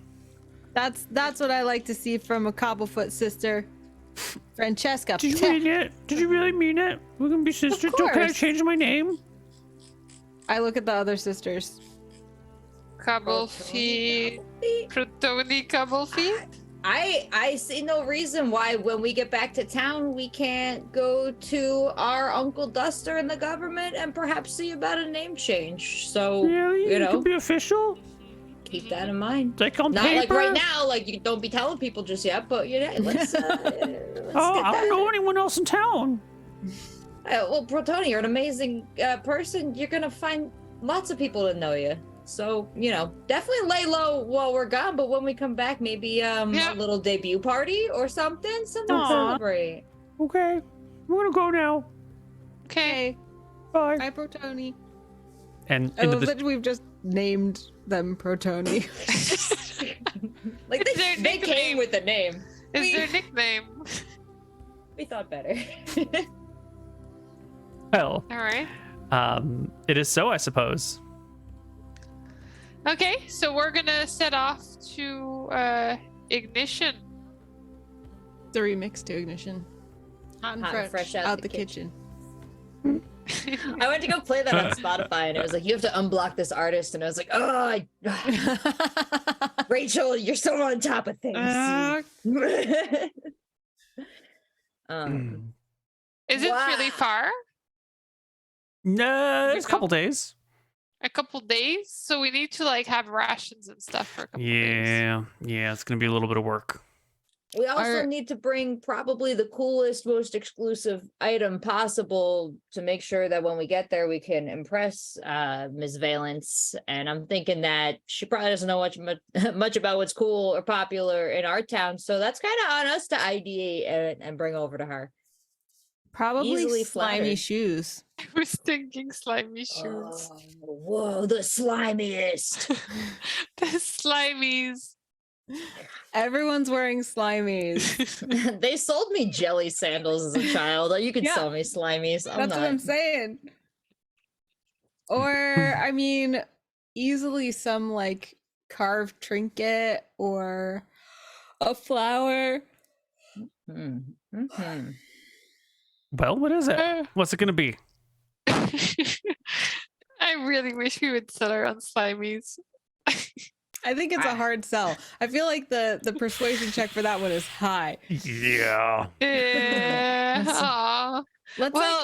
Let's like stop at, you know, some market stall, like the place where either like a tourist would stop or like a little kid would want like a little trinket or something like that. Like we're gonna buy her the equivalent of a silver spoon from our town. Mm-hmm. You know what I mean? All right. Okay. To the markets we head then. Okay. Is our town known for anything kind of like exclusively? Like other people, we gotta go out for topaz. What do we got? Good Well, question. this city is the first city that you live in here. This is the original inhabited place in the world, as far as you know. It's right on the coast. It's in a big, lush forest. And so the thing that you're known for is sort of like the original city. Oh, Everything cool comes from here then, because we would be the trendsetters.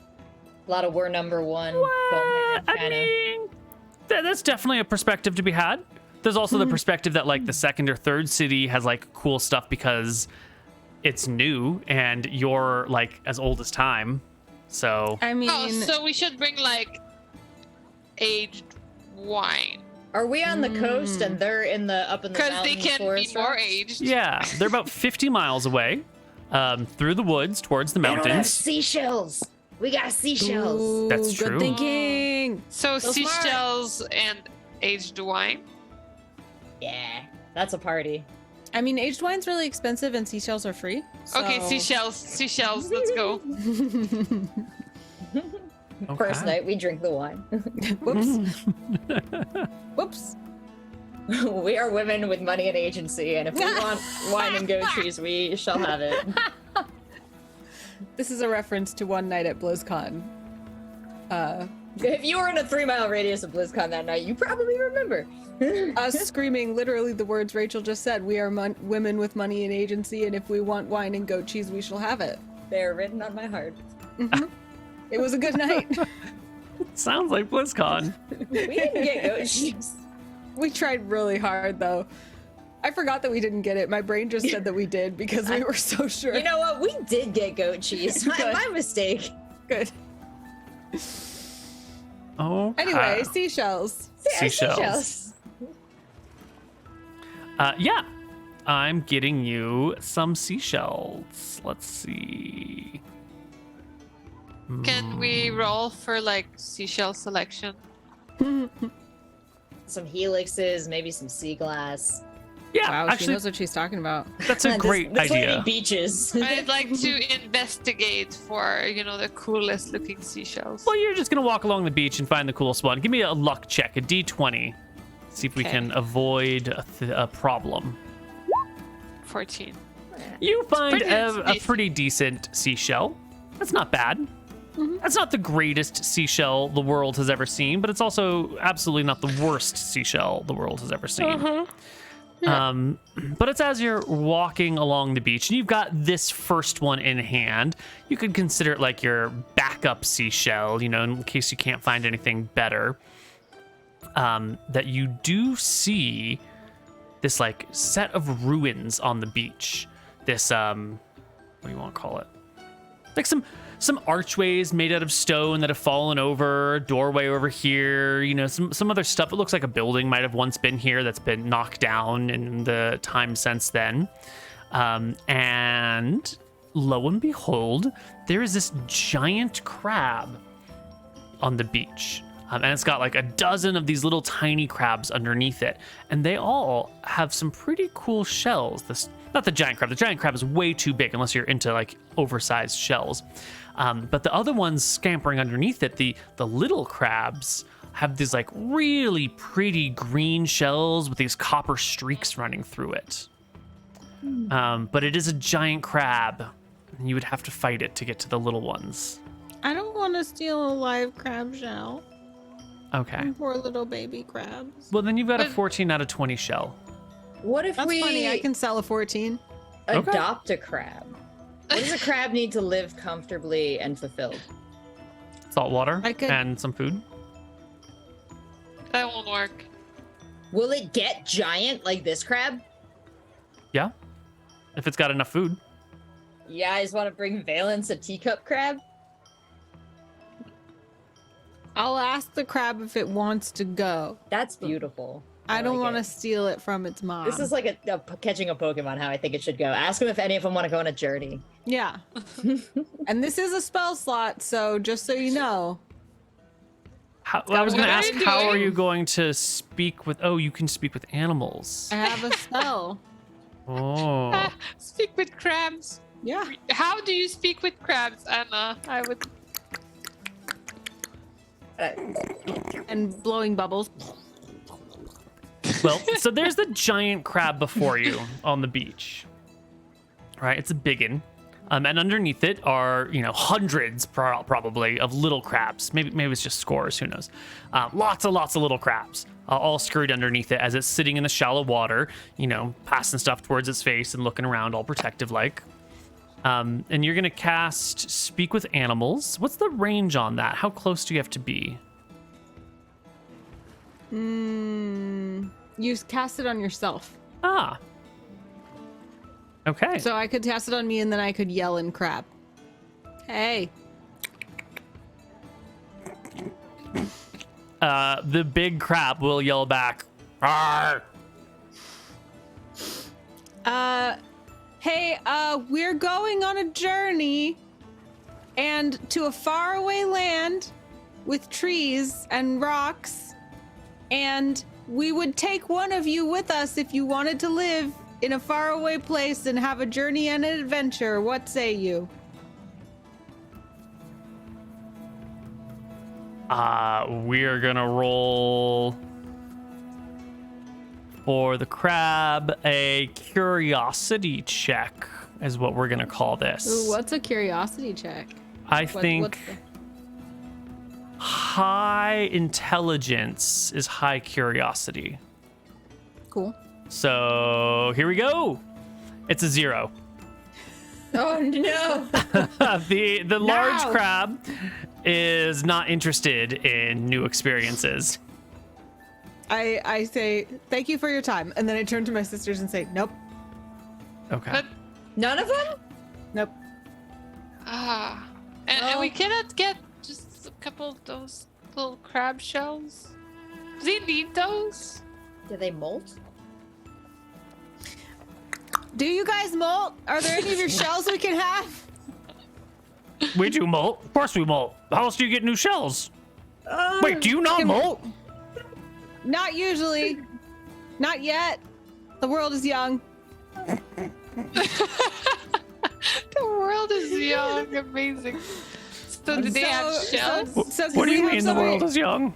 Can we have some of your old shells? What do you mean the world is young? Yeah, I mean, time. What's time? Focus. Can we have some of your old shells, please? That's a weird request. Yeah, it Yeah. is. But I'm a human or a dwarf, so everything I want is weird. The checks, yeah. Oh my god, how to get around the fight? That was the Ask them best. for old shells. You can hear the crab, lowering its voice. Come on, children, back to the sea.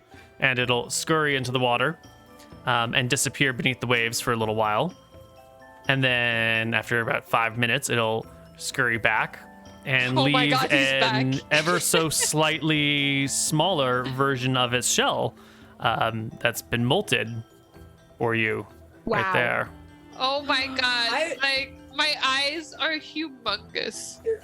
I say thank you so very much, friend crab. May your days and waves be blessed. Is there anything you want or need? Why would you offer them anything? Oh, We it's don't have dead any- flesh. The answer's gonna be dead flesh. They can't understand her. I didn't say it. That's true. Oh, Yes! But I still say it in Dwarven. Like Yeah, my character I heard would, you. Yeah. And So I can you say translated that as- to them? I thank you so much for your kindness. We appreciate you. Pleasure. And the crab will scurry away back into the sea. Come on, children. Let's go. They said all they before needed change was the our mind. gratefulness. All they need was our gratefulness. They're such generous crabs. I can't believe that they wanted nothing when we offered them anything. I'm gonna be honest with you, sis. I didn't offer them anything. You didn't. No. Why not? Well, They gave us the shell. because we don't have anything. That is true. Maybe someday we can bring them something back once we're rich. That's a great idea. Okay. Let's bring back this shell for Francesca too. So you were talking to the crab the whole time, Yeah. sis? Yeah. Why? That was amazing. Thank you. It is. Just a little thing I picked up. Like you were just sitting there, like blowing spit bubbles, Yeah. and I'm like, the crab was just like, that's my sister. Hey, above board, I've never seen a funnier or more successful speaks with animals. It is as you're talking amongst yourselves that you kind of hear this like whooshing sound in the sky, and glancing up, there's like a burning ball that comes to land before you, creating a crater in the middle of the sand right here. Why? That's what we get for refusing to fight crabs. It doesn't hit us though, right? There's a No, dragon now. it lands in the sand near you and sort of like makes a non-inconsequentially sized crater, maybe like 10 feet across, 15 feet across, and a little wall of sand piles up all around it. That Laura seems looks fine. up. We got stuff Is to it- do. I look up. More? Do I see a creature? Like, where does this come from? It has come from the sky, this like shooting with sand now it's exploding scary everywhere. music time. What Don't do the love that. 3 dwarves do? Can we hide under cover? Absolutely. Like, Look, this there's stuff all thing. around you. Yeah. Yeah, this thing looks like really good cover. I suggest we scuttle huddle. You hide? Scuttle huddle. I like that. I like it. Also, I'm going to put the shell safely away. It's a big shell, right? It's a huge crab. So the shell is maybe like, 6 feet across. I don't know Oh. how put it away is going to work, but Can I? Do you want me to carry it, sis? Wear it as armor. Do I Yes. fit in it? you fit inside of it. Absolutely. Oh, hell yes. There we go. There's a Crab big crater. armor. Crab armor. You're Crab. wearing armor, the crab. Jesus. It's the best way to carry this for sure. I think I want this. Are we giving this to Valence? Forget Maybe her. we'll break off a little piece of it. I mean, I Alright. guess I'll just keep carrying the 14 shell thing. Yeah. Yeah, don't put that down. That's a good shell. Okay. I'll keep the 14 shell. Well, stepping out from inside the crater is a person. And it's not What? any person. It is a person who immediately inspires a sense of awe around you.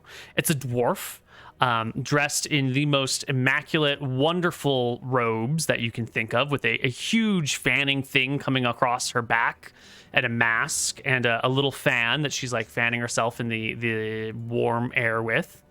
And she inspires in each of you, gazing upon her, an unnatural sense of awe. Not just like, oh my god, an amazing person walking down the street, but like I cannot pull my head away from this person sort of sense of awe.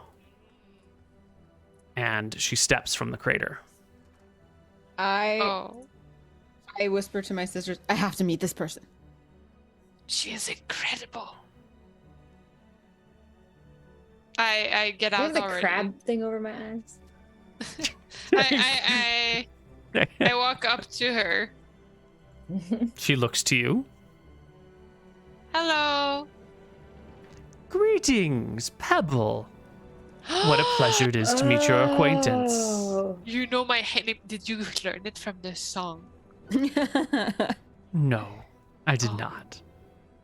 Well, then from what? If not the song, that's like the greatest thing I've ever been a part of.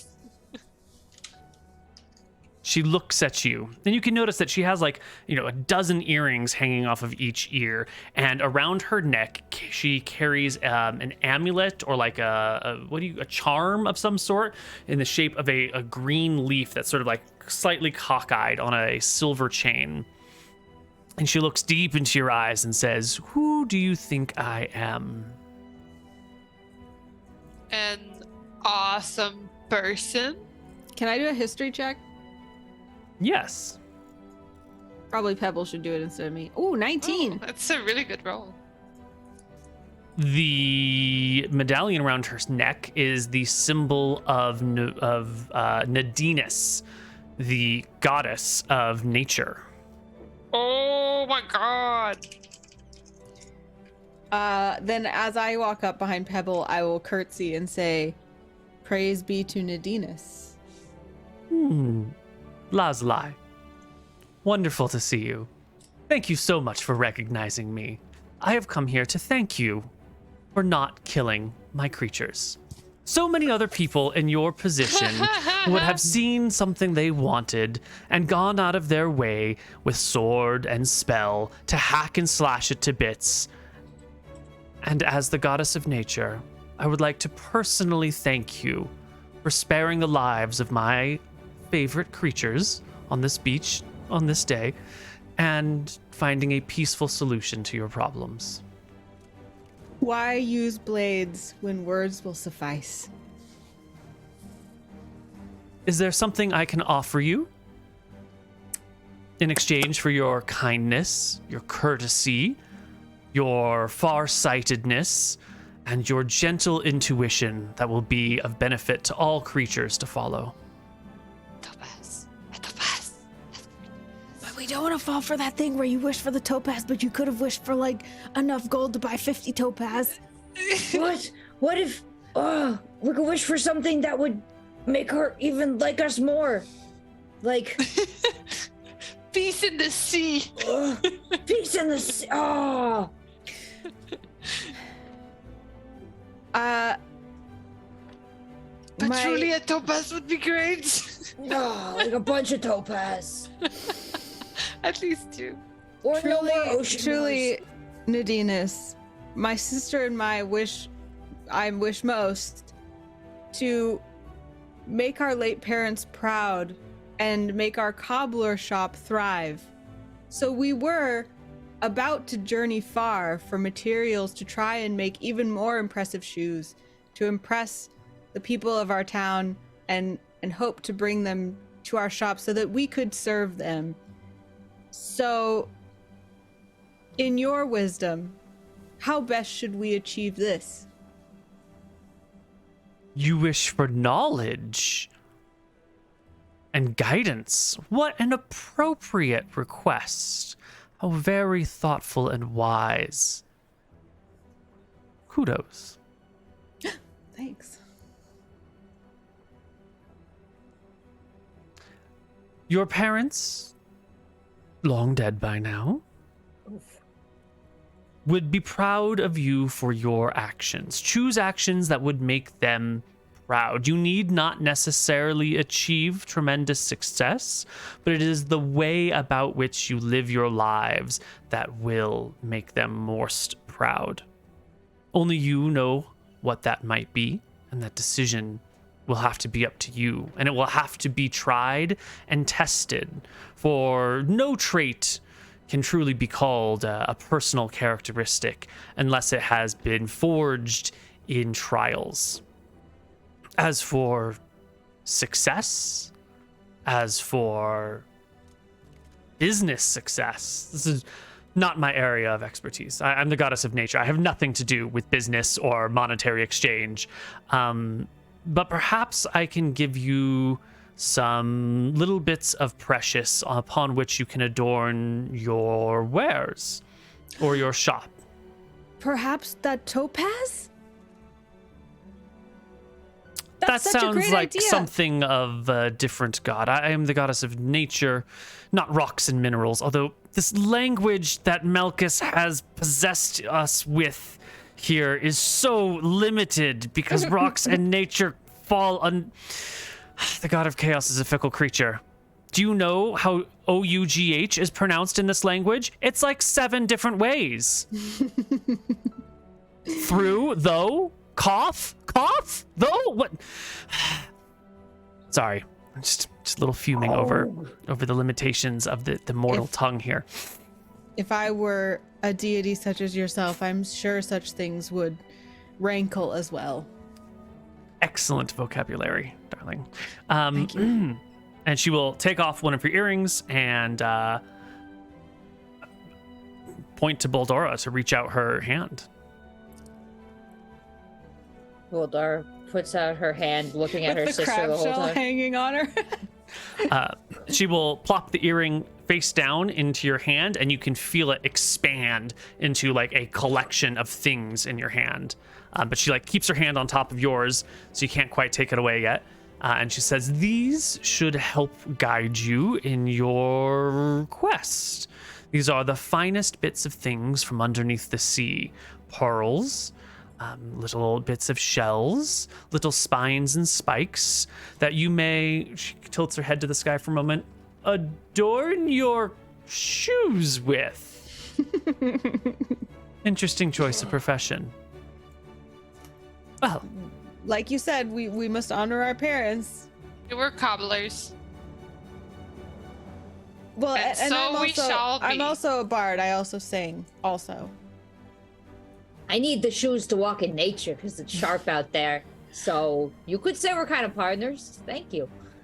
she takes her hand away, and you can see that there's like little tiny urchins, but they're like golden urchins, and there's a whole series of pearls, including a couple of like iridescent, or not like mother My of pearl God. colored pearls, and then a couple of little like mini tiny starfish that are like glazed with silver. Not glazed, what do you call it? Plated with silver. This is the beginning of our new line. I was gonna say it's the sea collection. It's we will name the collection after the goddess, Nadinus. Oh, the Nobody Venus. ever named shoes after a goddess before. It feels collection. almost like they might be some of the most successful shoes ever made if we do that. Globally recognizable brand, sis. The dream. And perhaps we will. No, never mind. Okay. Nike swoosh. We're talking about Nike. It's Nike, guys. Nike. Goddess Nike. Athena Okay? is- Yeah. she's Nike. I totally got that the entire time. I didn't need you to spell it out for me at all. 100%. Obviously, as did everyone. Obviously, we all got it. Yeah. Didn't mean to mansplain to you guys. Sorry. I mean, seriously, could you tone it down a notch? It's Women's Well, History Month ended. And it... So The founder of Nike went to my grade school. That's badass. Well, with that, the goddess Nadinus will turn and walk on the sea and start to disappear over the ocean.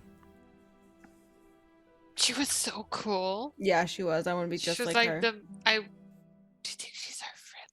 Oh my You gosh. guys have a bag? I assume I have a bag. Yeah, sure. Why not? Cool. I will carefully take all of these items. Okay. So, do we still need a topaz, or is? I guess we do. We'll use some of this to exchange. I mean, we have something better than topaz. We could just go back early and catch somebody perhaps in the act of destroying our shop. Or we could go on a quest. I feel like we need to go get the topaz. The We question sold is the guy just like, topaz. yeah, if guy wants topaz, could we sell him on something other than topaz? You know. I feel like we should try and go get topaz. We convinced him. We know we have a markup. We know where to get it. We have a 14 shell.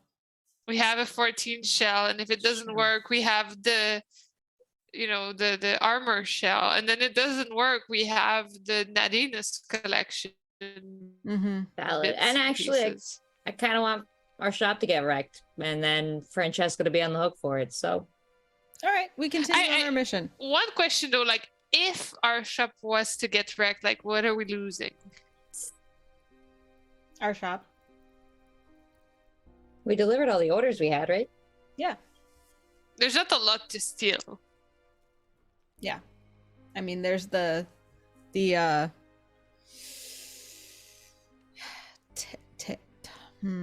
our feet. The fake feet that I keep. Oh God, if they took our fake feet, I don't know what we do. The last of us.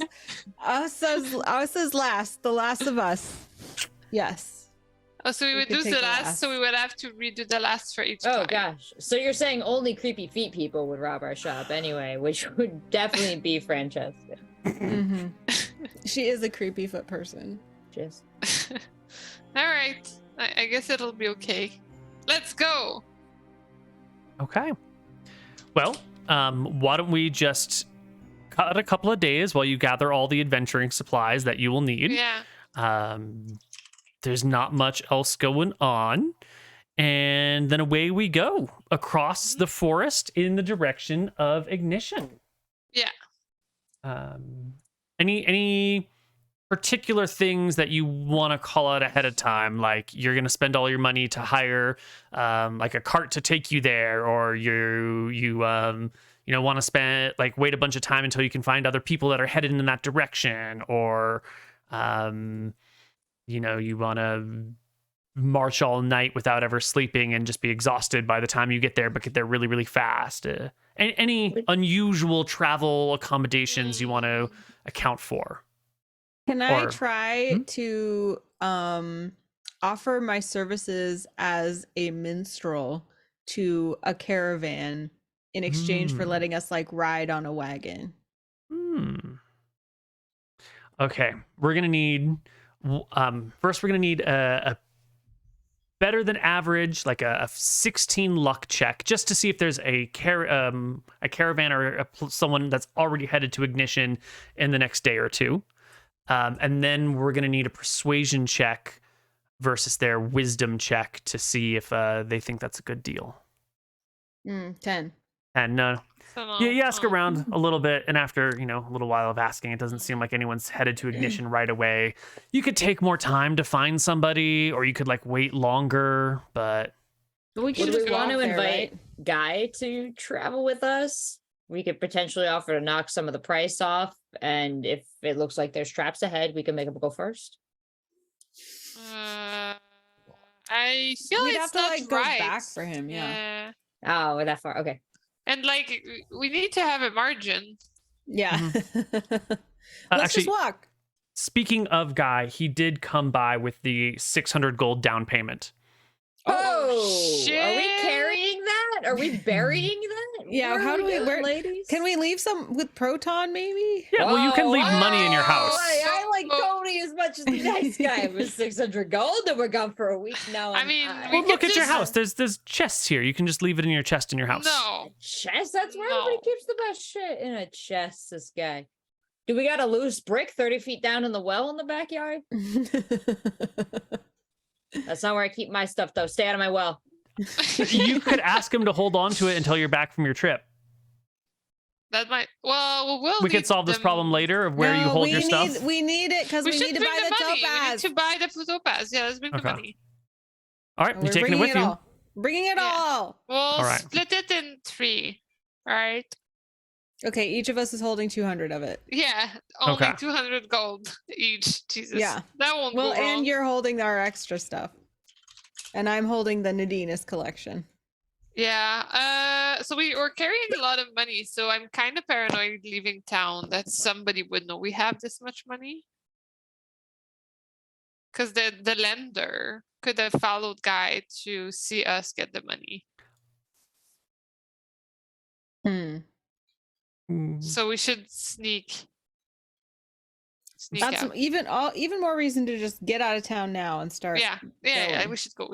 I'm adding 200 gold to each of your character sheets so we don't forget it at some point in the future. Okay. Cool. We're rich. All right. There you Let's go to the bar. Okay. So I guess we'll go. Just an ordinary trip, right? We're not doing anything Yeah. extravagant. Yeah, I guess it'll be just us. Yeah. Cool. We're just walking. Yeah, that's a totally legitimate thing. I'm not trying to psych you out by being like, are you avoiding my carefully planned trap? I'm just checking to make sure that when I say XYZ. We'll go Triple out tandem bicycle normally. ladies. We'll go out normally, but as we go out, I'm making sure that we're not being followed by one of the lending sidekicks. Okay. Keep a weather eye on the road. Yeah. All right. I'm going to need someone to make me a die roll. Who wants to do it before I tell you what it is? All right, Abigail, let's do it.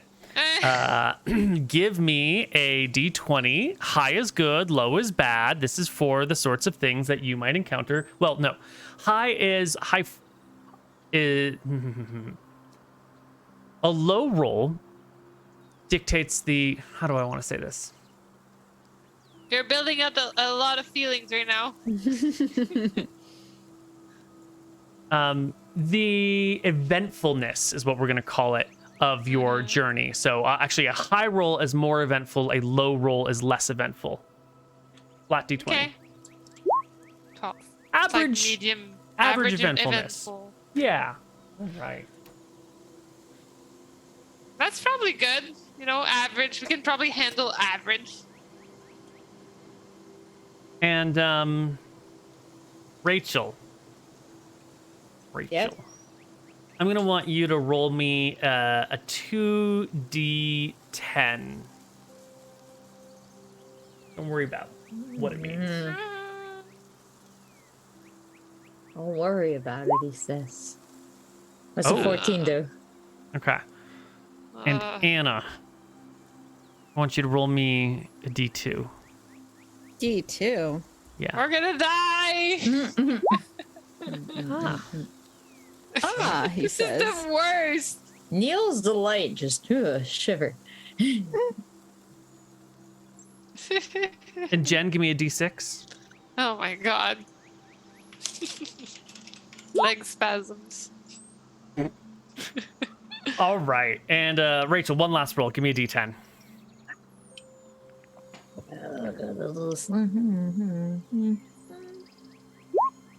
Ooh. Easy. Critical. Okay. It is 50 miles, I believe, to your destination. Yeah, it's about 50 miles to your destination. There is a little bit of a trail that goes that way. It's not like a full-fledged road. It's actually like a set of wagon ruts.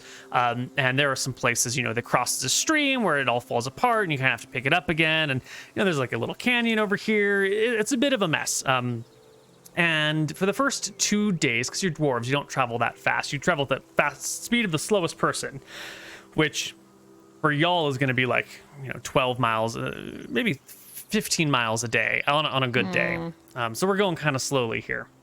And your first 2 days are pretty uneventful. There's, some trees, there's some little forest creatures and stuff, but nothing too fascinating. But it's on the next day. It's on that third day of travel that you come across an elven woman, a middle-aged elven woman who is sitting down beside the tracks on the road with a stick in one hand and a knife in the other. And she looks like she's carving the long wooden stick into like a wooden stake. And as you're walking down the road, it appears that she's noticed you well before the party of dwarves noticed her. And she's already looking in your direction and like looking down the stick and carving it. And then gives you a wave with her knife hand, like a smiling, hi there. as the three of you are approaching on this forest trail. Well met. Hey. Howdy. Okay, bye. I mean, you'll have to, if you're following the trail, you'll either have to walk right past her or obviously leave the only trail and go off into the woods, which are moderately dense, and you can only really see like 20 feet off the trail. It's possible you could lose the trail, you could wander anywhere. What are you going to do? I mean, I was just going to keep an eye on her and keep walking. Just walk right past her? Yeah. Yeah? Yeah, all of you? We ball. All right, yeah. You walk, you get close, and as you get about right even with her, she says, "You guys from the city? Can I ask you some questions?" Sorry, we're running late. Next time. Okay. I'm sure you want to know what's up ahead, but that's fine. Sis? I have to ask what's up ahead. Okay, what's up ahead? Well, can I ask you some questions about the city? All right. Come on back here. It's okay. No, we can answer from here. We're the three mysterious dwarf sisters, so we can only answer one question each. Ooh, I Ask like a me good game. questions. Okay. Okay. And you've already asked me one because you asked me if you could ask any questions. So now you only have 2 left. Oh, you're very clever. Thank you. I thought I was the clever one. What's my purpose? It's osmosis, Pebs. We're getting it off you. Oh, am I getting stronger? Yeah, that beard's coming in. That's osmosis the other way. Are you carrying any silver weapons? Which sister are you asking? She points to the big one. Am I? I don't really. I mean, I have proficiency in a lot of weapons, but I Probably don't believe not. I am carrying any. I don't think you're Silver carrying weapons any are weapons at all. specific too, yeah. No. I have a quarter staff, but it's not silver. Oh, she says, nodding. I don't say that to her. I meant for Rachel. Yeah. Do I wear She any asked, if we had, rings? she asked if we had silver weapons, and like I wouldn't consider that a silver weapon. Is what I mean. What'd you say, Rachel? I carry no silver weapons, but I mean, are we fancy enough that I might have some rings on, a la like any other like long, dark bearded, long haired, swarthy, attractive person? If you wanted to have some rings, you could, but they'd have to be like cheap rings because you're all kind of broke at the start of this campaign. Okay, yeah, I guess I would have sold my silver rings Yeah. before going into debt to the loan shark. Okay.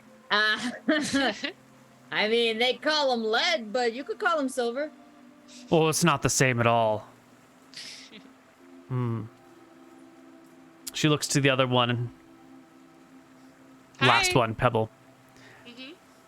Do any of you have strong offensive magic spells? That's a mighty particular question.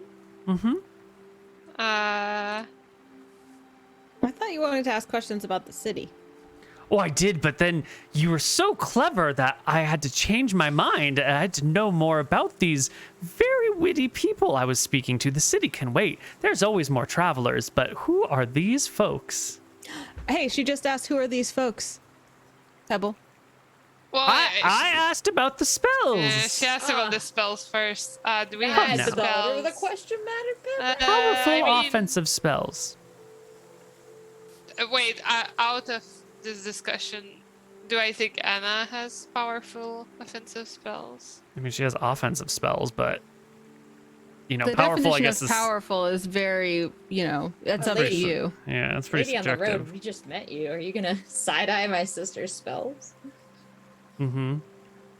I kind of give you a like. I will say, I mean, everything is relative, right? Compared to a fish, for instance, my powers are limitless on the land. However, whilst in the sea, and then I keep going on, and You give like a whole philosophical lesson. so I'm like, who am I try to say what is and isn't powerful. But I can say, you know, we are beings, and we are. That speech was powerful, Cubs. So that's a no or a yes? Well, we're out of questions now, aren't we? Well, aren't you just the most clever trio around? Okay. Thank you for your time. You said you would answer our question. What's up ahead? Oh, just a bunch more trees.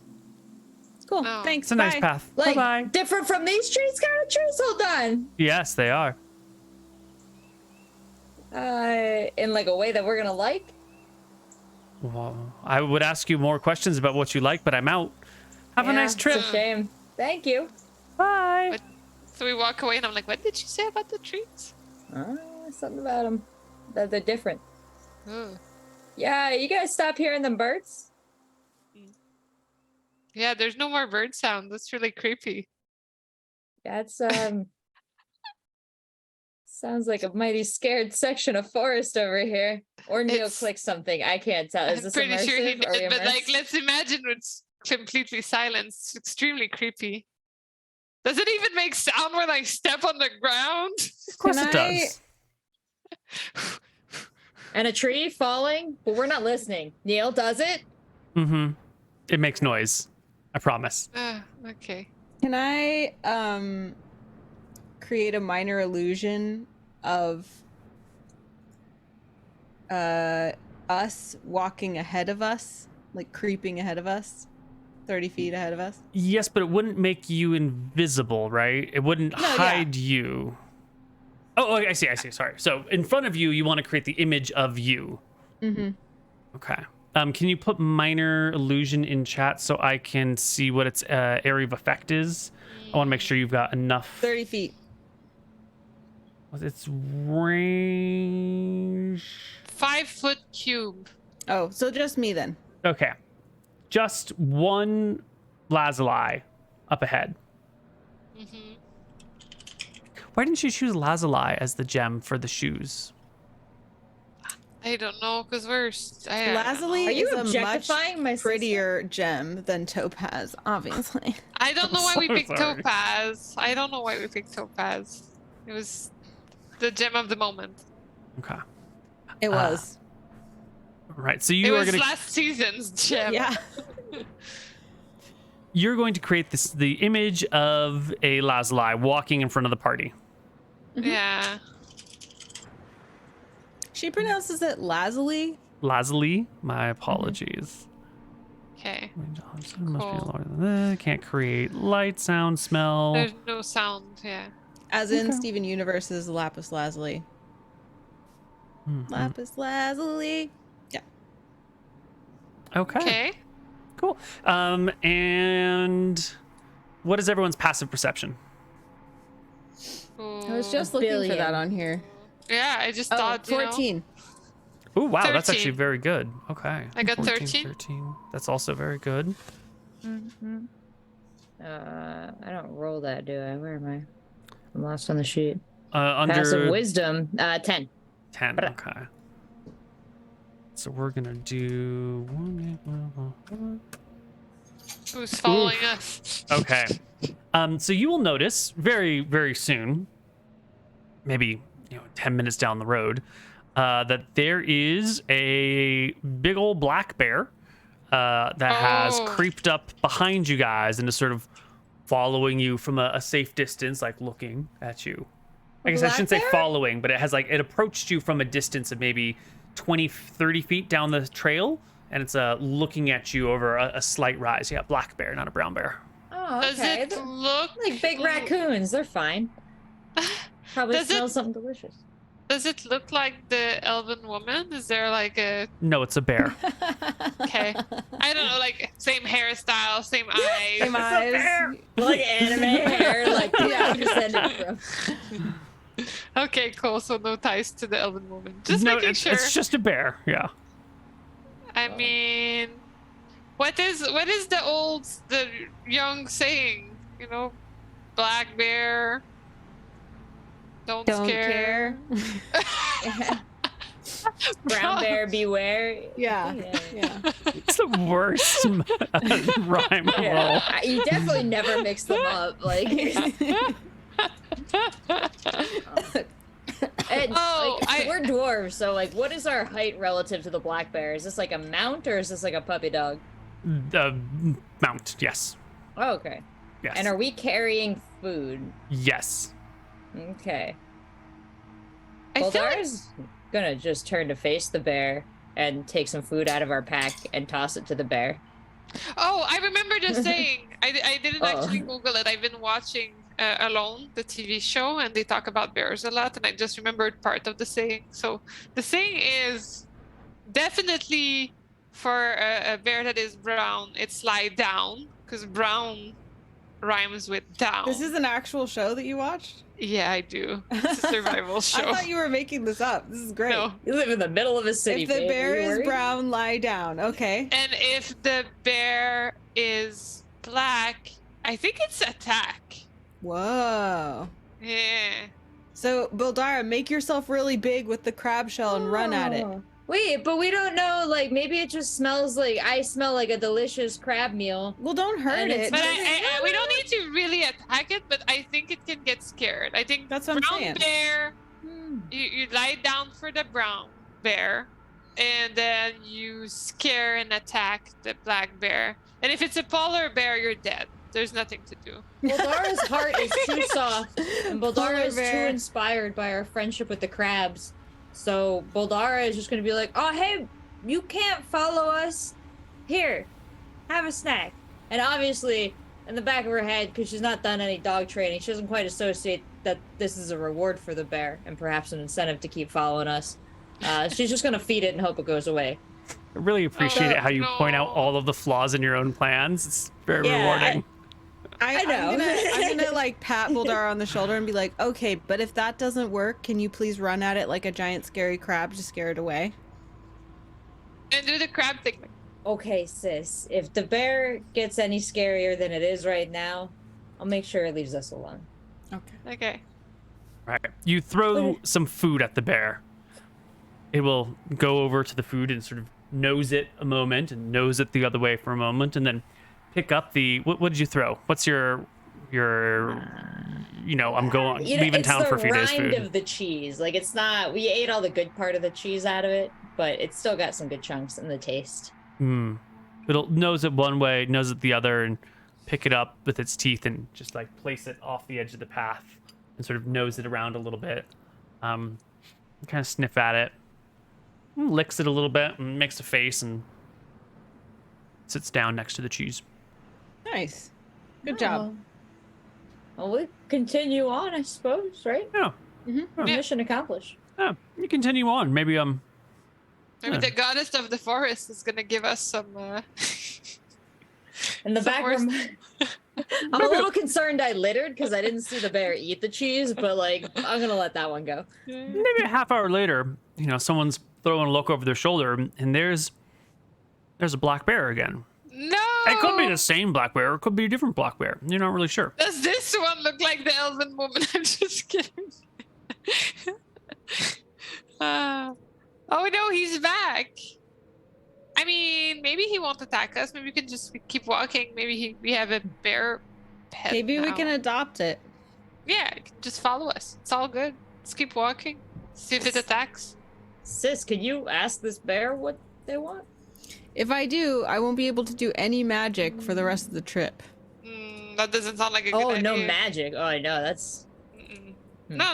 We can just, have good vibes. Well, we're going for days. How long until you get the first one back? She needs to sit and rest for like a week. Yeah. Week of chill. I'm glad Oh, that the speak with crabs paid off as much as it did, because every spell slot is precious. It's true. It's true. And I feel like Boldara is kind of doing her own speak with bear. Maybe she's trying to emulate her big sister here a little bit, because she is just like she's projecting empathy. She's anthropomorphizing the bear, and she's like, "Oh, it's a friend. It likes the cheese. You made a good cheese, sis. We got some more of the rind left, right? And I'm gonna toss the bear another leftover hunk of cheese rind, which is unfortunately my last." The bear will go over and nose the cheese rind and Should keep walking. leave it alone. Just look Oh, at you no. with a flat face and sit down. We should just keep walking. Why isn't it eating the cheese? Baldara, why isn't your bear eating the cheese? Well, but the bear just ate some cheese, but I think he likes Maybe the it's cheese. full. Take your time with that second piece of cheese. You don't want to upset Tommy. I say to the bear, and I'm like, come on, sis. And we can keep going. You get a little bit farther down the path. And this time, you see something different. You've got that illusion of lazuli. Yeah? Lazuli. Lazuli. I'll get the vowel sounds. I Like swear. Lazarus and the leeward side. Lazuli. Yeah. Lazuli. Okay. You've got that image of Lazuli walking in front of you. And as you're trotting down the path, coming out of the woods from the side of the path is a half human, half wolf creature with a sword in one hand that leaps from the bushes as if to like murder Lazuli. But, it just flickers right through the image and the image disappears. Oh, the horror. Hide before it sees us. Can I reckless attack it? Absolutely. I thought it was you for a second too, Lazuli, but I didn't think for 2 seconds, only the one. You're gonna when reckless attack it. You're gonna hide. What's the other one gonna do? I'm gonna attack it as well. Seeing my big sister doing it, I'm strong. I'm like, I said hide. We thought you said what rhymes Get with it tied. Okay. Hallucinating syllables, sorry. Yeah, the creature's a little bit, shocked that its plan did not work. And so I'm gonna need give me a stealth check there, Baldara and Pebble, just to see if you were happen to be in a good spot where it might not have noticed you, and see if you have a round on it. I don't think so.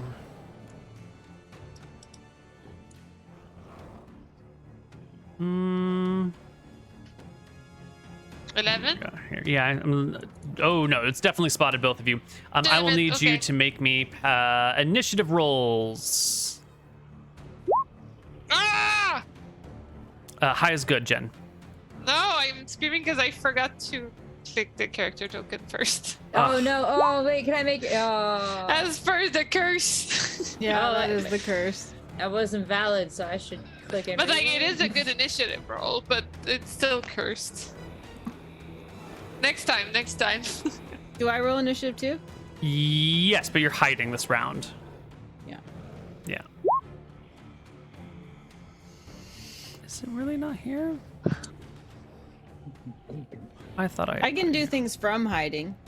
You can do things from hiding, but the first round is just going to be spent in the hide. Okay. Yeah. Okay. So our beloved creature is going to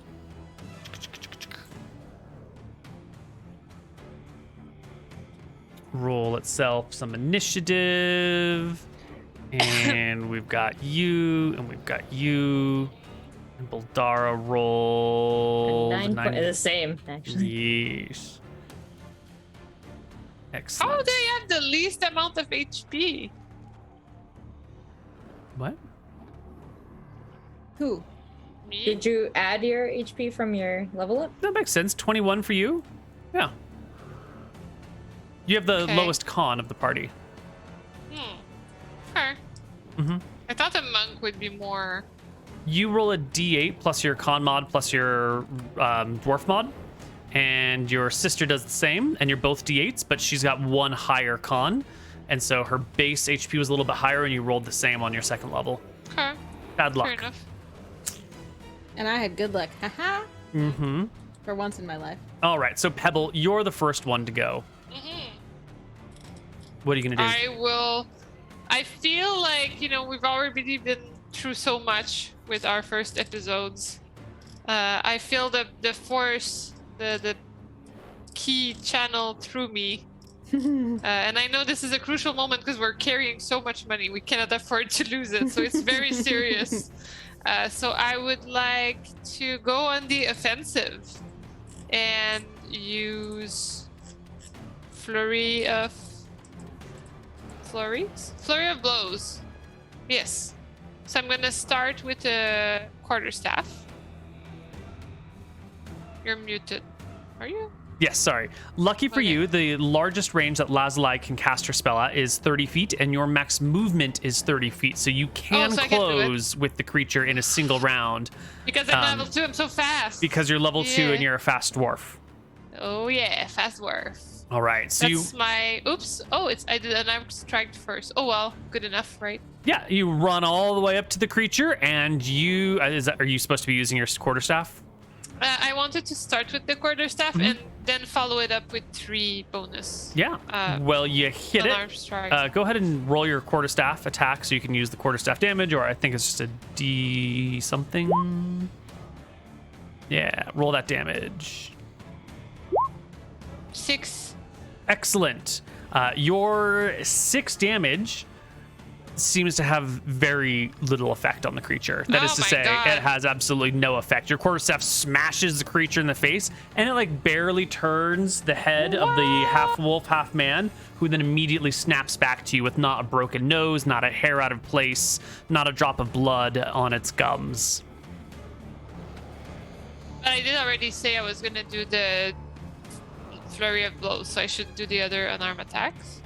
If that's what you want to do. Remember that the lady asked us about silver weapons and magical spells. Oh my god, you're so smart. But yeah, it's not working at all. And my fist won't be any better. So I guess I'll disengage. Except this, like, I mean, are you screaming that? Like, I don't know about that. I didn't think about. No. I'm doing. You're the smart one. You would have thought about that.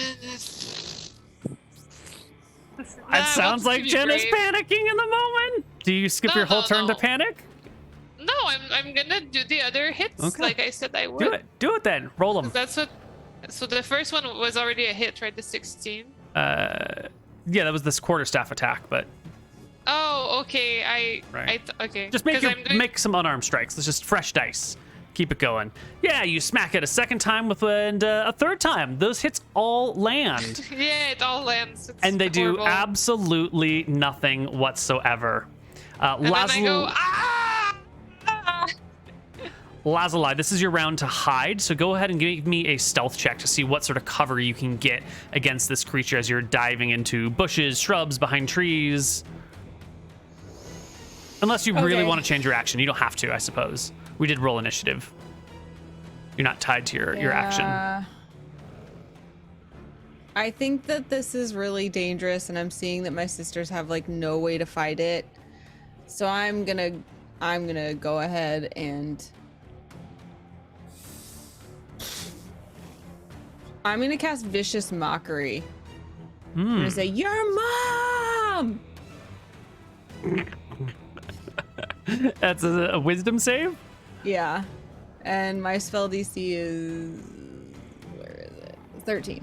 Ooh, it will just barely pass. Dang it. And I'm out in the open hurling insults at it. But at least I'm 30 feet away. Buldara, you are 30 feet away from the creature. You can only move 20 feet in a round unless you dash, which takes your action. Oh, that's my hit points. I was like, I got 30-something. Yeah. Let's see. Your little sister's so much faster than you all of a sudden. What are you going to do? So my sister, you're in melee range, Pebs. So I have to dash and I won't even be close. If you dash, you will be adjacent to them. Okay, so, and I haven't technically used my reckless attack yet because I haven't had an opportunity to attack. That is correct. So I'm not taking double. Okay. Yeah, I'm gonna like dash in there and just immediately like interpose my body if I can do nothing else. Okay. And does that uses my bonus action as well, or that uses no? It uses just my your movement primary plus my action to dash. So you have a bonus action, but I don't know if you have any bonus action abilities. Yeah, I was trying to see if I had my grapple, but that's only if I attack, right? If I hit a creature with an unarmed strike. Okay. Right. So yeah, I'm just gonna interpose them and put my interpose myself between the wolf and Pebs and say, "Why are you attacking my sisters? Stop!" The wolf will respond in the common tongue, and it will say, "I want every little bit of gold you have on you, or I'll rip you all to shreds." And as it says that, it will make attacks at you. With one with its bite and one with its claws. So it will bite at you, Boldara, and it'll hit you for 5 points of damage. And it will also claw at you, which is a hit for 7 points of damage for a total of 12. That's horrible. And don't worry about this DC 12 Constitution saving throw. I'm going to roll that stuff in secret. You don't need to know whether or not you've been cursed. It wouldn't be fair for you to know if you were cursed with anything. I'm so excited to be a wolf lady dwarf. Mm-hmm. My hair's gonna be fantastic. And that leaves us with Pebble. Oh wait, we don't get to talk more? Oh, you can. Yeah, you got a quick shout back. Yeah, it just when the wolf bites me, I'm like, we don't have silver to fight you. What makes you think we have gold? Good one. Wait, so... Then okay, I'll take what I can get. Now I figured my From your character corpse. understands this whole, like, silver attack thing. Mm-hmm. The only silver thing I have is, I guess, my actual silver money. Right? Sure, if you got There's silver nothing- coins, that's silver. Yeah, I do. But, like, I don't have any other weapon. No. Cobbler's tools. There's that too, actually. Yep. Are they silver? No. Okay. So my silver coin, this is the only silver I own. So what I want to do is I want to grab 2 silver coins in my hands. Mm-hmm. And I want to punch the werewolf with silver coins. You want to, like, put the coin and, like, Yeah. palm punch? Yeah, like, like my karate thing, but, like, holding the coin. A monkey. Okay. Yeah. I'm going to insist that you make this attack at disadvantage, because this is an awkward way of punching a creature. I'm gonna try. We need to get rid of this guy. Maybe if he sees we got a little bit of silver action, he's gonna back out. Let's see what you got here. Oh, God. this is a Disadvantage, disaster. unarmed attack. And I did such good rolls earlier. Oh, bummer. The 6 is definitely a my miss. bonus action. So I'm gonna do it again. All right, that's your last key point, and you No, will. no, that's not a key point. For the key point, I get I see. 2 more, but I'm Got just it. doing a regular one. So All right. 9 and 6 are your attacks. Your and they both miss. Whoosh whoosh, lazuli. I said, you suck. I cast Vicious Mockery again. I believe it's this thing. Nope, that's the wrong button. It will make a saving throw and fail and take 2 points of viciously mocked damage. And it also gets disadvantage on its next attack. Excellent. Boldara. Well, This thing that'll is cancel mean. out nicely with my advantage that it would get because I'm gonna recklessly attack it. All right. Is there any potential way that upon noticing what my genius sister Pebs is trying to do here with the coins, that I could take one of these perhaps fallen, perhaps palmed off to me coins and shove it in his eye? If your 'Cause sister he's had latched onto my shoulder. he bit and let go. Yeah, we can bite again. Okay, well, if Um, I attack, grapple, and then shove it in his eye. So your sister used all of her actions to fight the creature. She didn't give you any silver. You don't have any silver. If you grapple the creature this round and like begin, I think you can grapple it one round and then make another check to restrain it the following round, then it's sort of at your mercy. So you could attack do the it, silver. begin to grapple it, but you don't have any silver in your hands right now. what are you Okay, gonna but do? that sounds good then. I think I'll do the Tavern Brawler instead then, and attack, and then... Okay, and you're gonna use the then reckless grapple. attack or the Just the regular kind of The attack. regular. Do we Okay. have an advantage from like the flank or being two to surround him? You can surround it with advantage if you were to pivot and flank. Yes. There's two of you. There's one of it. You could get on either side. Very reasonable. So Does go that ahead mean and I make. attack with advantage here? Yes, it does. Oh hell yes, Jen. We need all the help we can get. You will I'll go with hit. the first one. Yep, you will absolutely hit. You will do 0 damage with your unarmed strike, and with Tavern Brawler as a bonus action, you can grapple it. Is that the Okay, dealio? Athletics. Yeah. Contested by strength or dex. All right, give me your athletics check. That's very good. Contested by it's 6. So yeah, you crash the werewolf across the face or the chest or something because it's much taller than you, and then swing around behind it and grab hold of its arms. You have it grappled but not restrained. When it is grappled, and I know we're out of time, so we're gonna have to probably cut short in the middle of this battle here. But when it is grappled, its speed becomes 0. So it can't move essentially. It's stuck, and the two of you are holding on to each other. I got it right by the dog nape. It's just like, I need to attack it. I need to attack it. Okay, we're gonna have it take its turn here. It has disadvantage on its bite against you now. It's a 9 as a miss, and it will claw at you with a 17.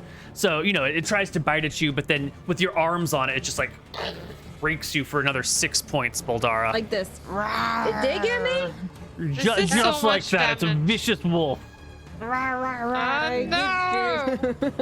All right, Pebble, it's your turn. Oh, it's horrible. The werewolf is grappled. You are surrounding it. You have advantage on your attack. Yeah. I want to do the silver. I want to put the silver in its freaking mouth. Whoa. Oh, and Yeah. then squeeze it shut. That's what you get for trying to bite us. That's All how right, you so give a this dog is- a pill. This is not just a regular attack. This is putting silver in its mouth, right? So I would give you disadvantage on this, which is canceling out with the advantage of all the other stuff for a regular unarmed strike. Can I still do my bonus action and do attacks after? Yes. And one attack? Okay, so I'm gonna do one targeted strike, which... And let me understand quickly. Are you placing the coin inside of its mouth, or are you... I don't understand the mechanic at play. shoving the card. So like you want to put your fist like down its throat and drop the coin in its throat, or where's the coin going? Coin. Okay, all right. So I'm gonna all in on this idea because I think it's fun. So I'm gonna. It's probably not a good idea, but we're still going for it. It just tried to bite, right? So Just tried to bite. I have silver in both my hands, and I want to go like clap and push the silver in, and then with the second hand I want to plop its Okay. little mouth. Yeah. Coin in the mouth. Second hand is going to grapple the face. Yeah. Grapple face. Yeah. Okay. All right. Okay. It's Give me very an attack. specific. This is gonna go great. You got it. 23 is Not bad. great. You absolutely get the coin in its, gnashing, snapping mouth. And Boldaro's already like sort of grappling the creature. So I think with the two of you working in tandem, you can bonus action grapple its nose if you can make an athletics check that it gets my to God. contest. Athletics. It has Oh, to be God. athletics. It's terrible. Oh. Contested by its strength. So you do grab hold of its snout, but it just like, and its mouth opens as you're holding on to it, and the saliva begins to drip down, and its tongue like rolls the coin out, and it drops to the No. ground, Oh. leaving us with Lazuli. And this will be the last Aw. round, and then we'll catch you guys next time. Just hear me yelling, "Go for the nipples!" Lazuli. I will.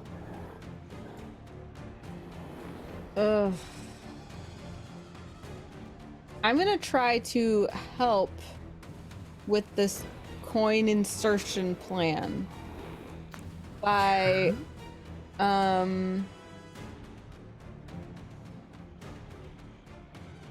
I'm trying to use prestidigitation and I'm not used to it, so I'm trying to think of like harmless sensory effect. You can instantly chill, warm, or flavor. Make a color. Illusory image. So I'm gonna just try to make like sparks flash in front of its eyes to try to make it like in surprise and open its mouth to give them advantage on the next try. All right. I like it. Let's give me a spell attack to see if you can't get the prestidigitation in the right spot. So that's going to be a d20 plus 5 for you. Yeah. See if you can't sparks in the right space. Oops. That'll do it. I did d20. Yeah. Yeah, that's a modified 20. You will get the sparks in front of the face, giving it a momentary distraction, long enough for Boldara. It's your turn. You are grappling the creature, but it dropped a coin onto the ground in front of you. Now, you could do something with this coin, but that means you got to let go of the grapple. Or you could move your grapple to a restrain, which sort of gives everyone advantage against the creature. It's like, pinning it properly. Or whatever else you can think of. Yeah, so I would definitely want to move my grapple into a restrain. And is that my whole action, or is there room for like a persuasion here, or a... Ooh, well, what sort of persuasion are we talking? Like, just you're gonna talk to it, or tell me more. Yeah, I'd be like, this is some silly shit. Do we need to do this, or can we work it out another way? Or you want to eat this coin like a pill and a pepperoni? Give me an intimidation check. We'll make you eat the coin. Eat the coin. You want the coin, you eat the coin. Silver coin.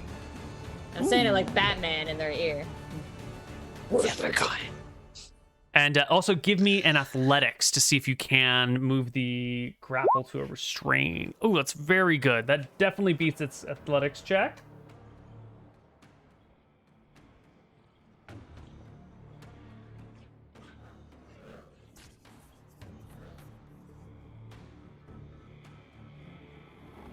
And it's wisdom to see if it's intimidated by this. I'm going to give it advantage on this wisdom check against your intimidation because it's immune to non-silvered things. Yeah, so it's going to pass the intimidation and it'll bark back at you. You cannot hurt me. There's no way I can lose. Oh, we can't, but we're blessed by the God. But it is indeed restrained. I mean, and I can chip at it psychically forever, so if you can keep it restrained, I can just say mean things to it for a really long time. Ask him if his mom was the dog or the person. Wow. Wow, indeed. I don't even have to cast my vicious mockery. I just have to point at Boldara. It will try to break out of this restrain. So give me your opposed athletics, Boldara, as it tries to break this into just a grapple. Nope. Nope. Yes. Let's Nope. go. In my chat, Neal asked, can coins be given as a suppository? Oh. Oh. I don't know. Listen, there's Wow. enough of a sentience element to this wolf that I'm not prepared to find out, okay? I'm not even comfortable fair. doing That's this with fair. my house cat. That's No. Eating the coin was a good way to go. That said, I'm a bit of a scientist, so we could find... All right. Well, we're Okay. going to end our session here. Oh, this is horrible. This is a horrible way to end. Lazuli, you never mentioned whether you got closer or further away from the creature. Are you still 30 feet, or did you move a little bit closer? for prestidigitation, I would have had to be within 10 feet. Okay, so you would have moved 20 feet closer. Yeah. Which is your max movement. Now you're within 10 feet, so our battlefield is something like this, except in a forest. Excellent. And this is where we will end this session. And we will have to come back in a future time to resolve the drama on the way to ignition. If we live. Yeah, well, I hope you live. That'd be nice. Yeah, that would be nice. Yeah. I was hoping, like, hope we don't die like, you know, one of those shows with zombies and stuff. Oh my gosh. I'm gonna make this werewolf my boyfriend. Forget Bethany. Then Bethany will be sorry. She's so jealous. All right right. then. Does anyone have anything they would like to plug or say before we go? I'm getting married on Saturday. Hey! Thanks, guys. That's all I wanted to plug. Congrats. Thanks, Congratulations. Okay. I'm Well, wishing I guess for no the thing rain, that I'll I roll would for it. I would plug since we're in a D&D context is the Acquisitions Incorporated the Series 2 Kickstarter. Woo! Only has a couple more days, 5 more days to be precise. And there's some cool stretch goals there and stuff. So if you want to get in on that, just Google Acquisitions Incorporated Kickstarter and you will find it. And that would be a whole nother season of you guys? Well, we already do the live games at PAX, but this is going to be originally Acquisitions Incorporated was like a live play podcast format, basically. So the series 2 is going to be a return to that, where we'll go film in studio. It's DM'd by Chris Perkins and Jeremy Crawford. We've been calling them Jarris Crockins, so I can't really say either one of their names correctly anymore. And it'll be Jerry Holkins and Mike of Penny Arcade, as well as that bronze girl and myself, and then like a bunch of other people that will be activated if the Kickstarter goes well enough. wow. So Nice. yeah.